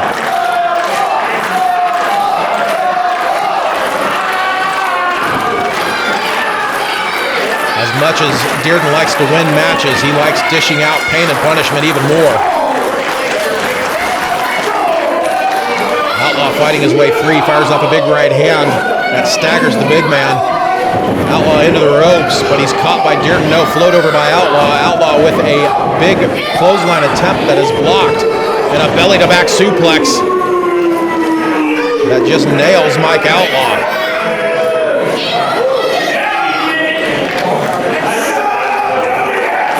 Mike Outlaw can't seem to get the momentum going in this matchup thus far, as it's predominantly been a Jake Dirden one-sided matchup.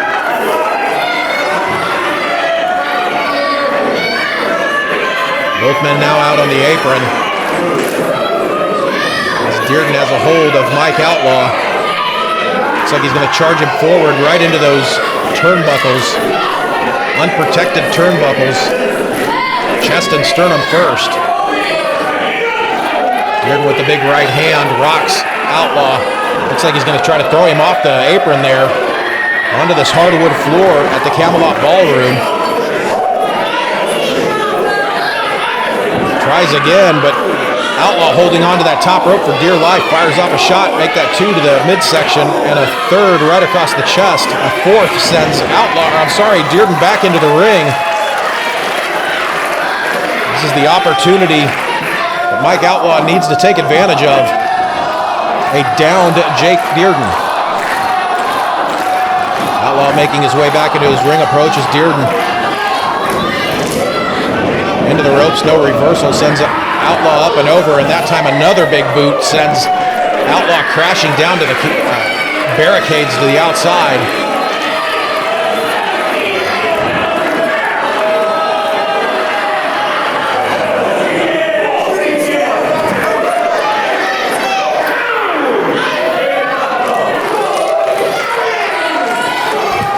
Dirden once again playing the stalker, the role of the stalker as he stalks Outlaw there on the outside.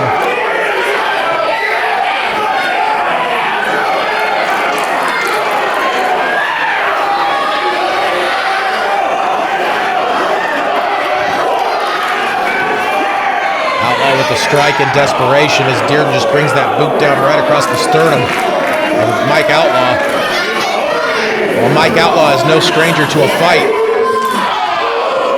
I would imagine it would best serve him to bring this matchup, or do whatever he can to bring this matchup back into the ring. As you do not want to get into a brawl with Jake Dirden.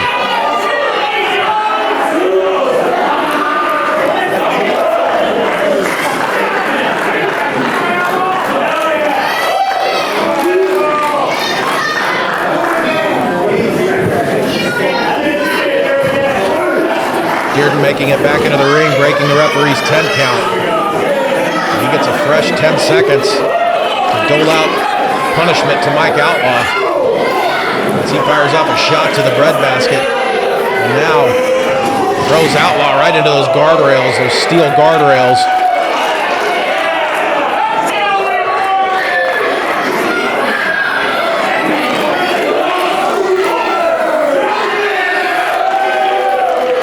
Right now, Jake Dirden is the man.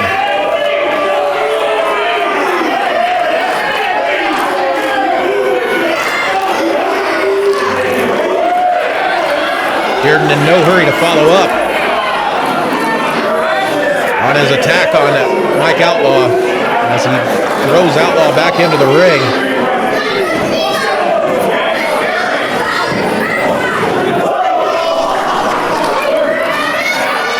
Dirden is very methodical.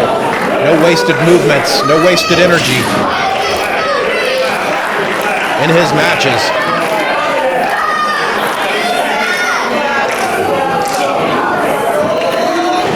Big headbutt sends Outlaw staggering back and down to the canvas. As Dirden brings Outlaw back up to a vertical base. Fires off a knee to the midsection.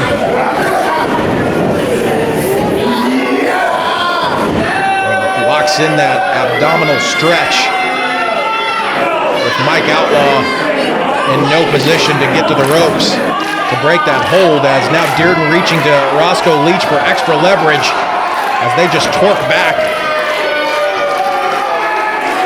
causing additional pain and possible injury to Mike Outlaw.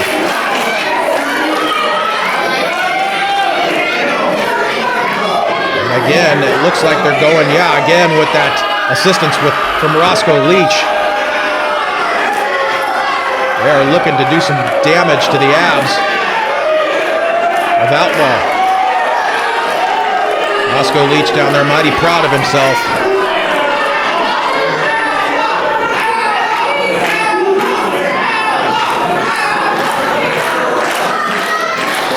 And a third time with the assistance of Roscoe Leach. Referee doesn't see it, but Outlaw firing off shots to the knee of Jake Dirden, trying to break free, and he does. He goes behind and strikes that connection of Roscoe and Dirden. Dirden wildly goes into the corner, Outlaw out of the way, and shows a copious amounts of power, lifting up the 275-pound big man up over his shoulder, and a back body drop. Turns turns the tide into the favor of Mike Outlaw. Mike Outlaw back up to his feet in the corner, charges forward, follows in with a big forearm shot. Irish whip, no reversal by Dirden, sends Outlaw into the corner, but Outlaw fires off with a big clothesline. Outlaw into the ropes. Another huge clothesline. He's got the big man rocking and rolling. Outlaw again into the ropes, but blocks the boot into a stunner. Nicely done by Mike Outlaw. Outlaw charges into the ropes, springboard into a forearm shot, or elbow shot. He goes for the cover. 2 and 3, no. As close to a 3 count as you'll see, folks. Mike Outlaw is in disbelief as Jake Dirden was able to kick out at the last millisecond.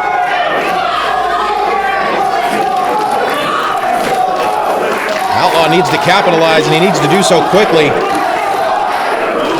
to put Jake Dirden away in this matchup. Outlaw back into the corner now. What's he got in store for Jake Dirden? Charges forward. Dirden dodges the boot. Goozles him. He's going for that choke slam. Up goes Mike Outlaw, and he's planted with that choke slam. 1, 2, and no. Jake Dirden is in disbelief, as am I. Mike Outlaw kicking out of that big choke slam. It didn't appear that Dirden got maximum elevation out of that choke slam, but it was a choke slam nonetheless that Mike Outlaw kicked out of. And just like that, Jake Dirden is back in control of this matchup as he makes his way slowly back up to his feet. No, he's backing up into the corner.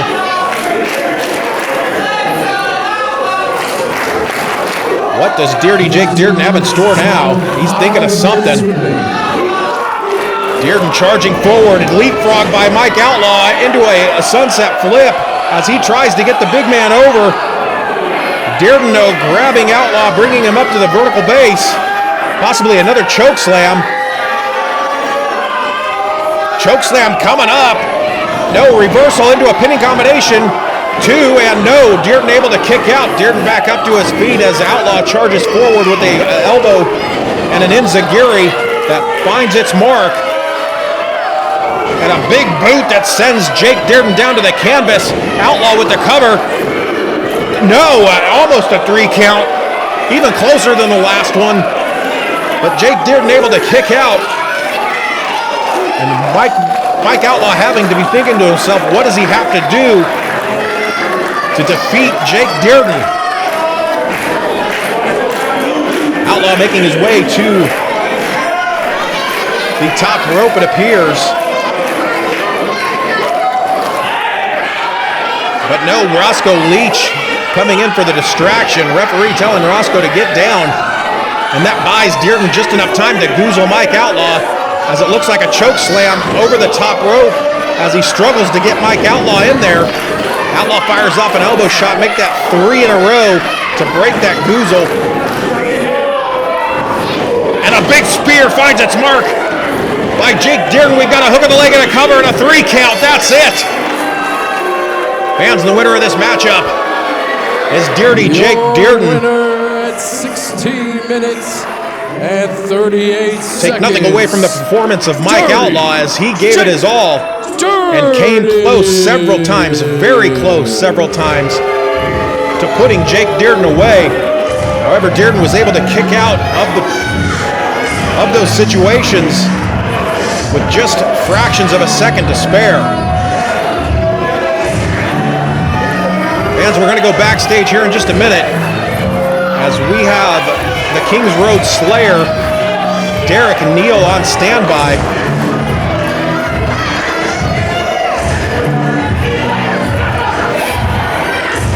And we are, I'm getting word that we are going to go right now to the Kings Road Slayer, Derrick Neal. Moonshine Mantell. Moonshine Mantell! You showed your true colors here tonight in Overland Park, Kansas. You showed this crowd that you are nothing but a yellow belly, scum-sucking dog. And you claim that you were hurt. And you only did it so you could get me when I had my back turned. If there's no more running, Moonshine, January 22nd, I'm calling you out right here, Camelot Ballroom, baby. I'm gonna show you what I'm all about. I'm gonna rip you limb from limb. and I'm gonna show you who the man is, baby.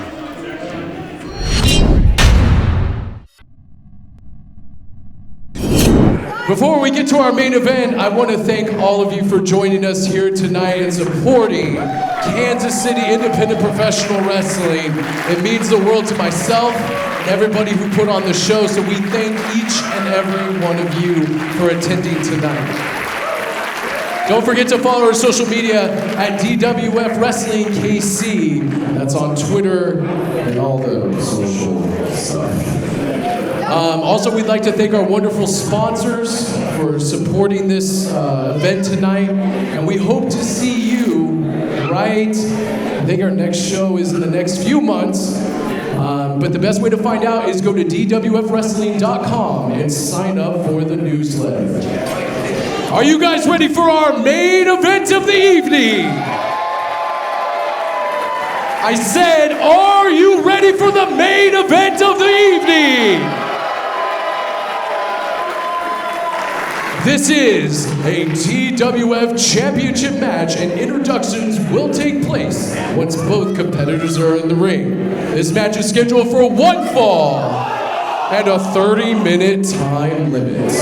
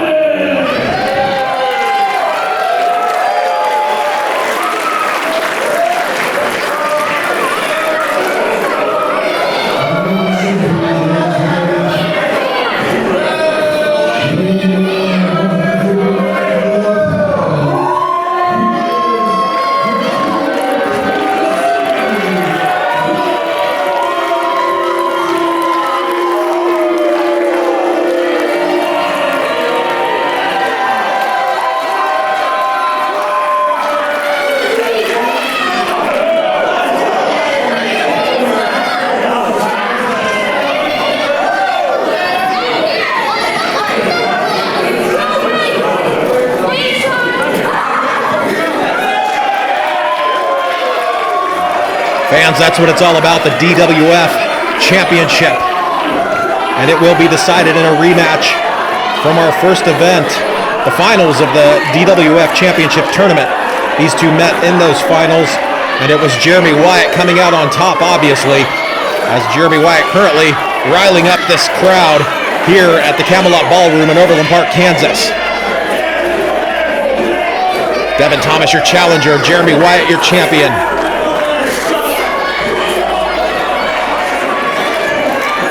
And it is go time, folks. There is no love lost between these two men. And only our second event here at Aftermath. This is sure to be a classic matchup.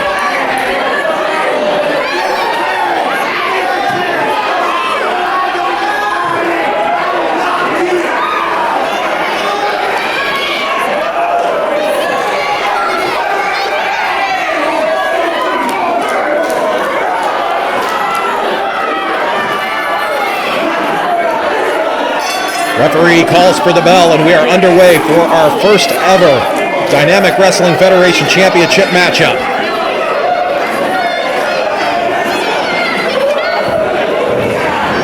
Obviously, this will be Wyatt's first title defense since winning that belt at All Out War. As both men now get things started. I don't think there's going to be a feeling out process here, as these two men, like I said, they know each other like the back of their hands. They have wrestled in countless promotions in countless cities a number of times. We've got a collar and elbow tie up center of the ring, both men jockeying for position as the champion. Jeremy Wyatt takes Devin Thomas back into the corner and just rakes that forearm right across the face, doing nothing but to get under the skin of Devin Thomas.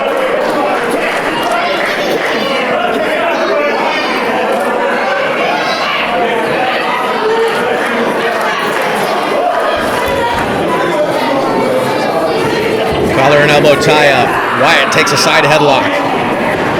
Early control by Jeremy Wyatt.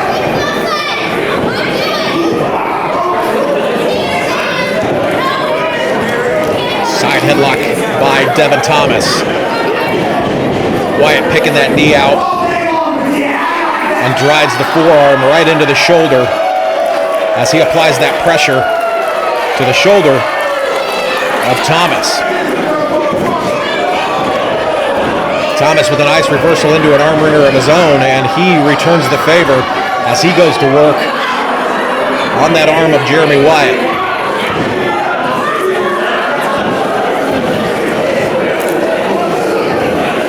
Wyatt back up to the vertical base as Devin Thomas continues his assault on the left arm of Jeremy Wyatt, goes back into a hammerlock. Wyatt looking for possibly a snapmare, but no, he brings Thomas down to the canvas, and a beautiful, beautiful reversal by Jeremy Wyatt.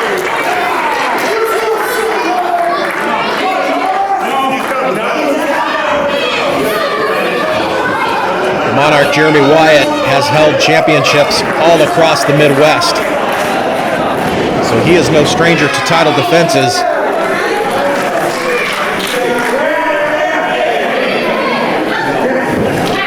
And I'm not sure, I don't have it in front of me, but I'm not sure that Devin Thomas has ever held a championship, but I could be wrong. Head scissor applied there in the ring. Thomas floats over. We've got a bridge to a pin. That was only good for a 2 count. Thomas looking for that element of surprise to get an early victory here in our main event matchup.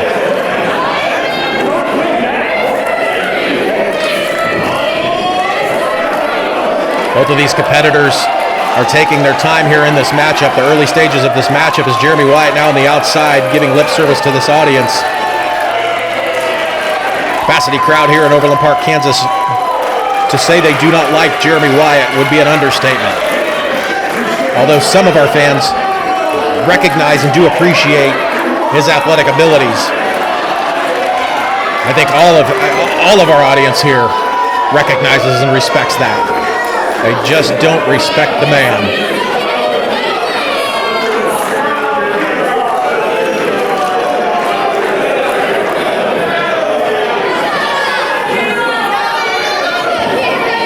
Question here is will Jeremy Wyatt's reign only last one show? His reign as DWF Champion last only one show. As he fires off a kick to the breadbasket of Devin Thomas. Side headlock takeover. Textbook center of the ring by the Monarch.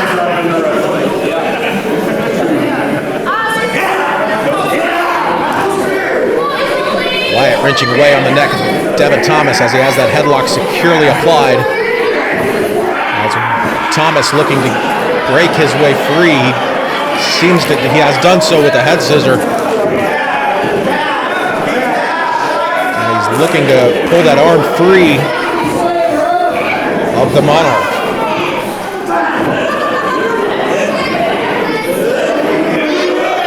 Monarch looking to get out of this head scissor predicament. As he floats over, manages to do so and goes right back to that side headlock.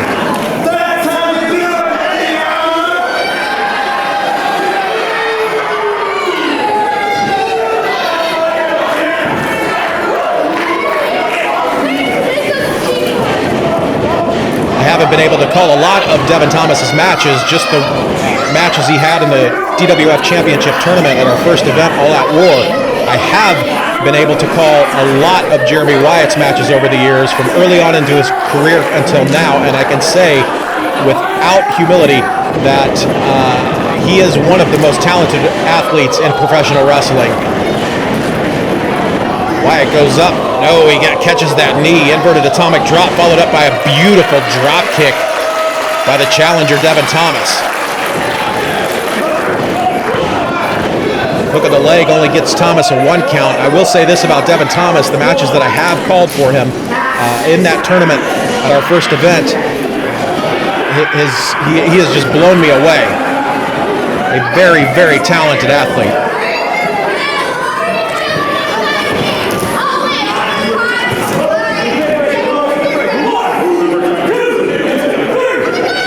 He came into the championship, he meaning Devin Thomas, came into the championship match at our tournament very, very injured and beaten up from a post-match attack by DirDEY Dirden. But he muscled up and fought through that matchup. Unfortunately, he came up on the unfortunately for him, he came up on the losing end against Jeremy Wyatt as he fires off a series of knife-edge chops that are just lighting up the chest of the champion like a Christmas tree. Thomas bringing Wyatt back up to his feet, possibly looking for another knife-edge chop. Yes, he does. These chops are just echoing through the Camelot Ballroom.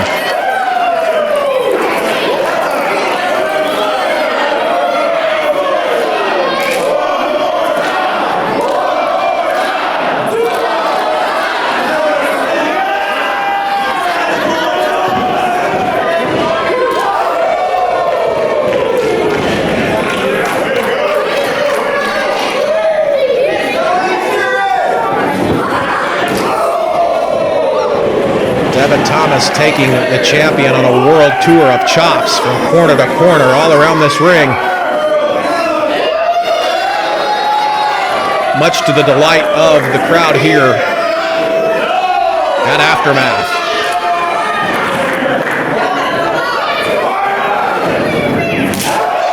And another knife-edge chop that they just sound like explosions. The crowd definitely approves of this tactic. Irish whip, no reversal by Jeremy Wyatt, and full force goes Devin Thomas into that middle turnbuckle, shoulder first.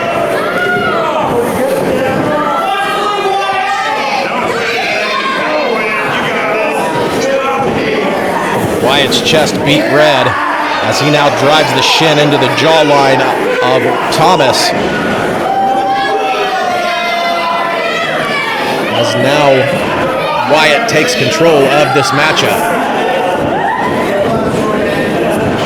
Nice neck breaker by Jeremy Wyatt. As the champion gets back up to his feet.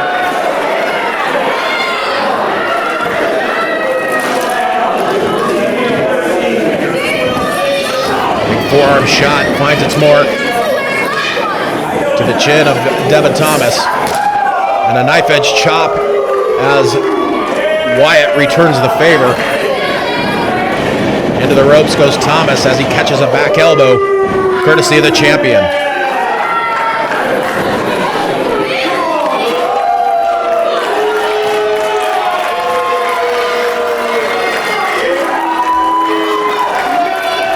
Wyatt's, the pure joy that Wyatt gets from riling up this audience and crowds wherever he wrestles might be the kink in his armor this evening, as he spends a little bit too much time doing so. It allows Devin Thomas to recover as the champion fires up a big knife edge chop to the chest of Thomas.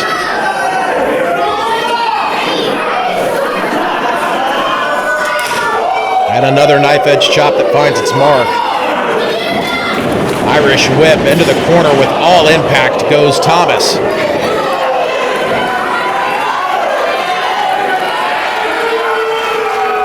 The Monarch will be looking to use that coronation pile driver to put this match away. And Thomas will be looking to use his signature move, Ragnarok, to capture gold. We'll see which maneuver we'll see tonight, if any.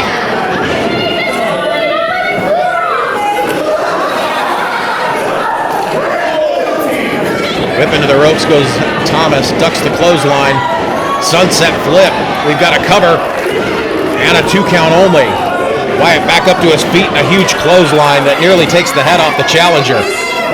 We've got a cover, and a kick out by Devin Thomas.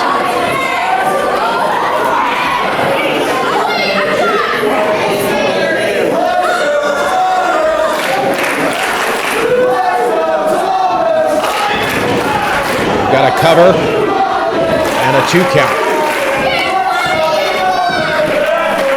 Rear chin lock nicely applied. I imagine Jeremy Wyatt will be focusing on the neck and shoulder of Devin Thomas, as he has done so thus far.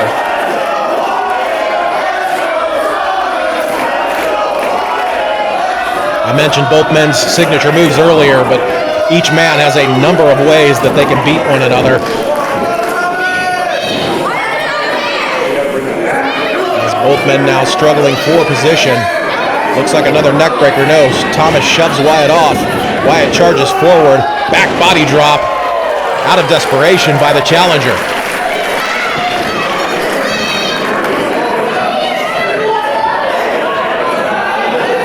Thomas back up to his feet, charges in, fires off a forearm, hits the ropes, comes in again with another back elbow.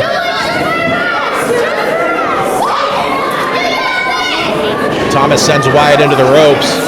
Looked like he was going for a back body drop, charges forward, catches the back of the champion's elbow. A big boot right to the chest. Sends Jeremy Wyatt to the outside of the ring. Thomas now, he thought about it, and now has gone after the champion on the outside, gets him back in. He knows he can't win that belt via countout. He picks the legs, and into a mount he goes. As he's dropping down the bombs, it looks like Wyatt's defending him pretty well. Wyatt up to his feet, fires off a shot to the breadbasket of Thomas. Thomas up and over. And a nice German suplex. Sends the champion crashing down.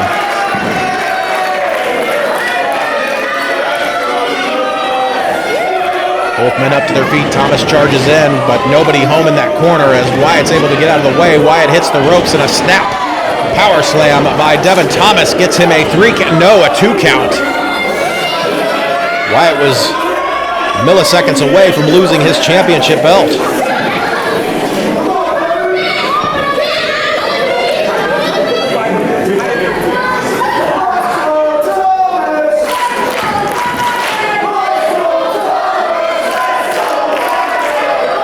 Dueling chants of the capacity crowd here at the Camelot Ballroom. If I had to take a guess, I'd say it's about 75% for the infamous Devin Thomas, as Thomas goes for another German suplex, but a rolling cradle gets a 2 count for the champion. Champion picks that ankle of Devin Thomas. Thomas trying to kick it off. Rear naked choke applied in the center of the ring by the infamous Devin Thomas. Will he get a submission victory here as Wyatt is pulling that arm forward to try to get out of it? Rollover by Wyatt into a crossface. A good position in the ring with that crossface applied as Thomas is a good distance from the bottom rope to get that break. But he's going to try to get over to that bottom rope as that's his only hope right now. If Wyatt positions himself a little bit, Devin Thomas is in big trouble, but Thomas rolls through. Wyatt holding on to that crossface. Up onto the shoulders. Are we going to see Ragnarok out of Devin Thomas? Wyatt fighting. He gets behind, go behind waistlock by Devin Thomas into the ropes and a roll up.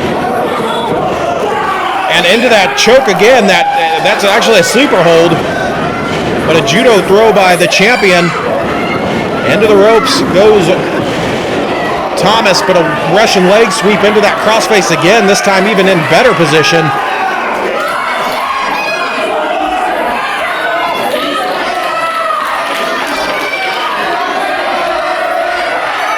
Champion just wrenching back on that crossface as Devin Thomas tries to fight his way out of it.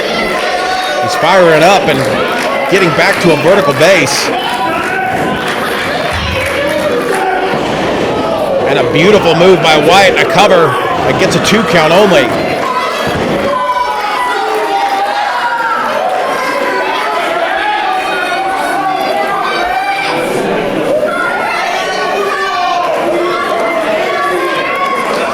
Both men feeling the effects of this hard-hitting matchup for the DWF Championship. As both are slow to recover here. Forearm shot by the champion finds its mark. A return of the favor by the challenger. Wyatt brings Thomas back up to the vertical base, fires off a forearm. And Thomas with the forearm of his own. These men are just rocking each other with these forearms. You can hear them slap and echo through the Camelot Ballroom. We'll see who gets the advantage here. Both men thus far toe-to-toe with the forearm shots, and here we go. We're off to the races. Full tilt boogie with the forearm shots. Knee strike by the challenger. And a big boot by the champion, followed up by that enziguri that connects. Wyatt back up to his feet. And a blue thunder bomb by the challenger. We've got a cover and almost a 3 count as Devin Thomas came within milliseconds of becoming the new DWF champion as he has a loose Texas cloverleaf applied right now. I'm sorry, a sharpshooter, but Wyatt reaches the ropes, and Thomas breaks the hold.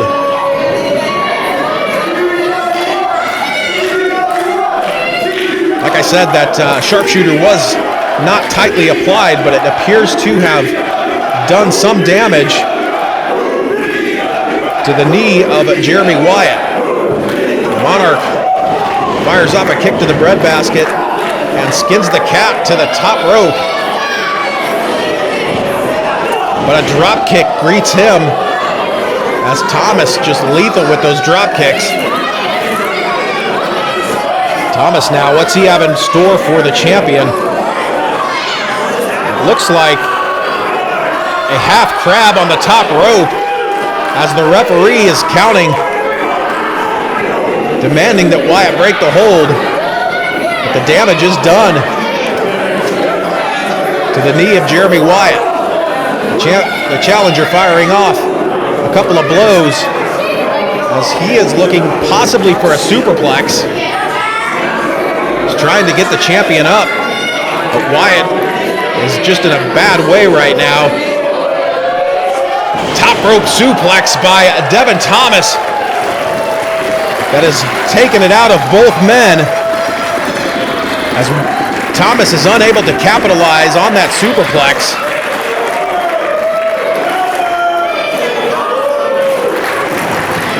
The infamous Devin Thomas slowly making his way over to Wyatt. We've got a hook of the leg and a cover, 2 and no. I'd say that was about a 2.5 count. Thomas was very close to capturing the DWF Championship there, but close only counts in horseshoes and hand grenades.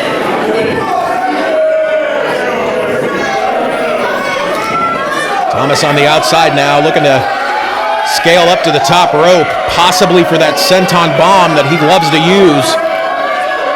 Thomas from the top rope. Senton bomb coming up. Wyatt gets his knees up just in the nick of time. I'm sure that would have finished him off as he's calling for a coronation pile driver, but a reversal by Thomas. And he has the champion up for a buckle bomb. A pick of the legs by the champion. We got a cover and a 3 count. That's it. Your winner and still DWF champion, the Monarch, Jeremy Wyatt. But Devin Thomas, he's telling the referee, hey, your winner and I got my shoulder up. DWF champion and 19 minutes and 55 seconds, the Monarch, Jeremy Wyatt. Your winner and still DWF champion, the Monarch, Jeremy Wyatt. But Devin Thomas was telling the referee that he got his shoulder up. I'd have to go back and look at the footage, folks, but as it stands, the referee's decisions are final.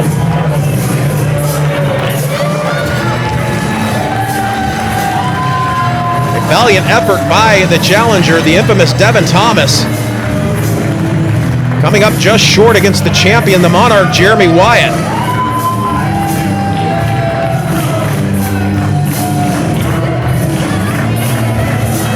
Fans, don't forget, follow us on Twitter at DWFWrestlingKC.com. Follow us on Facebook, our Facebook page, facebook.com/DWFWrestlingKC.com, and also visit us online at www.DWFWrestling.com.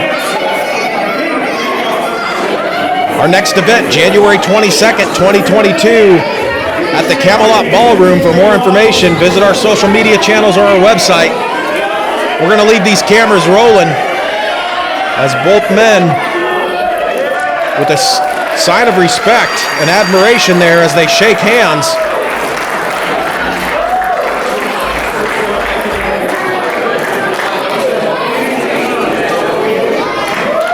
The champion holding on to Devin Thomas's hand.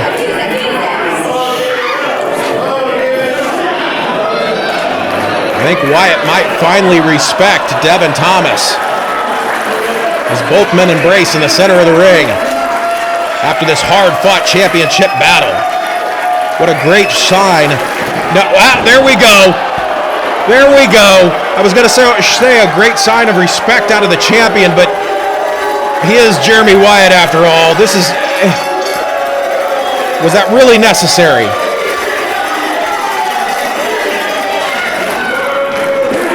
Jeremy Wyatt now with a handful of the Devin Thomas's hair and a coronation pile driver right in the center of the ring. Come on, man, this is absolutely unnecessary. Can we get some referees out here?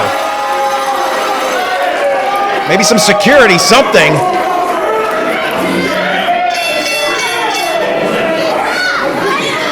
As the champion, I thought he was done, but apparently not, as he makes his way back towards Devin Thomas.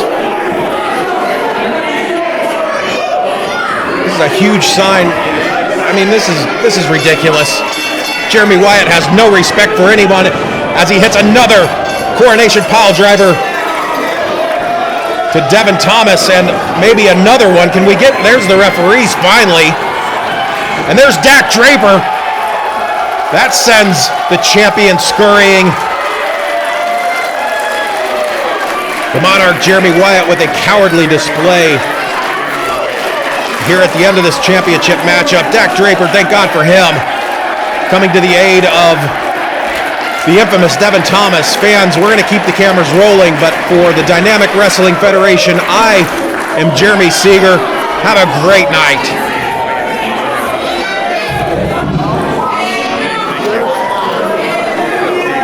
Jeremy Wyatt really enjoys that championship. He should, he earned it. In these holidays, I hope you enjoy that championship for the next 2 months. I hope on Thanksgiving that you've got on your table, I hope you've got that DWF Championship right there between the cream corn and the cranberry sauce. And this Christmas, I hope that championship's on display right up there with the Wyatt family Christmas tree.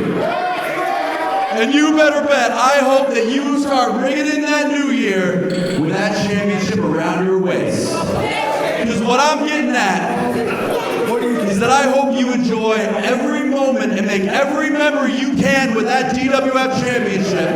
Because on January 22nd, Dak is back.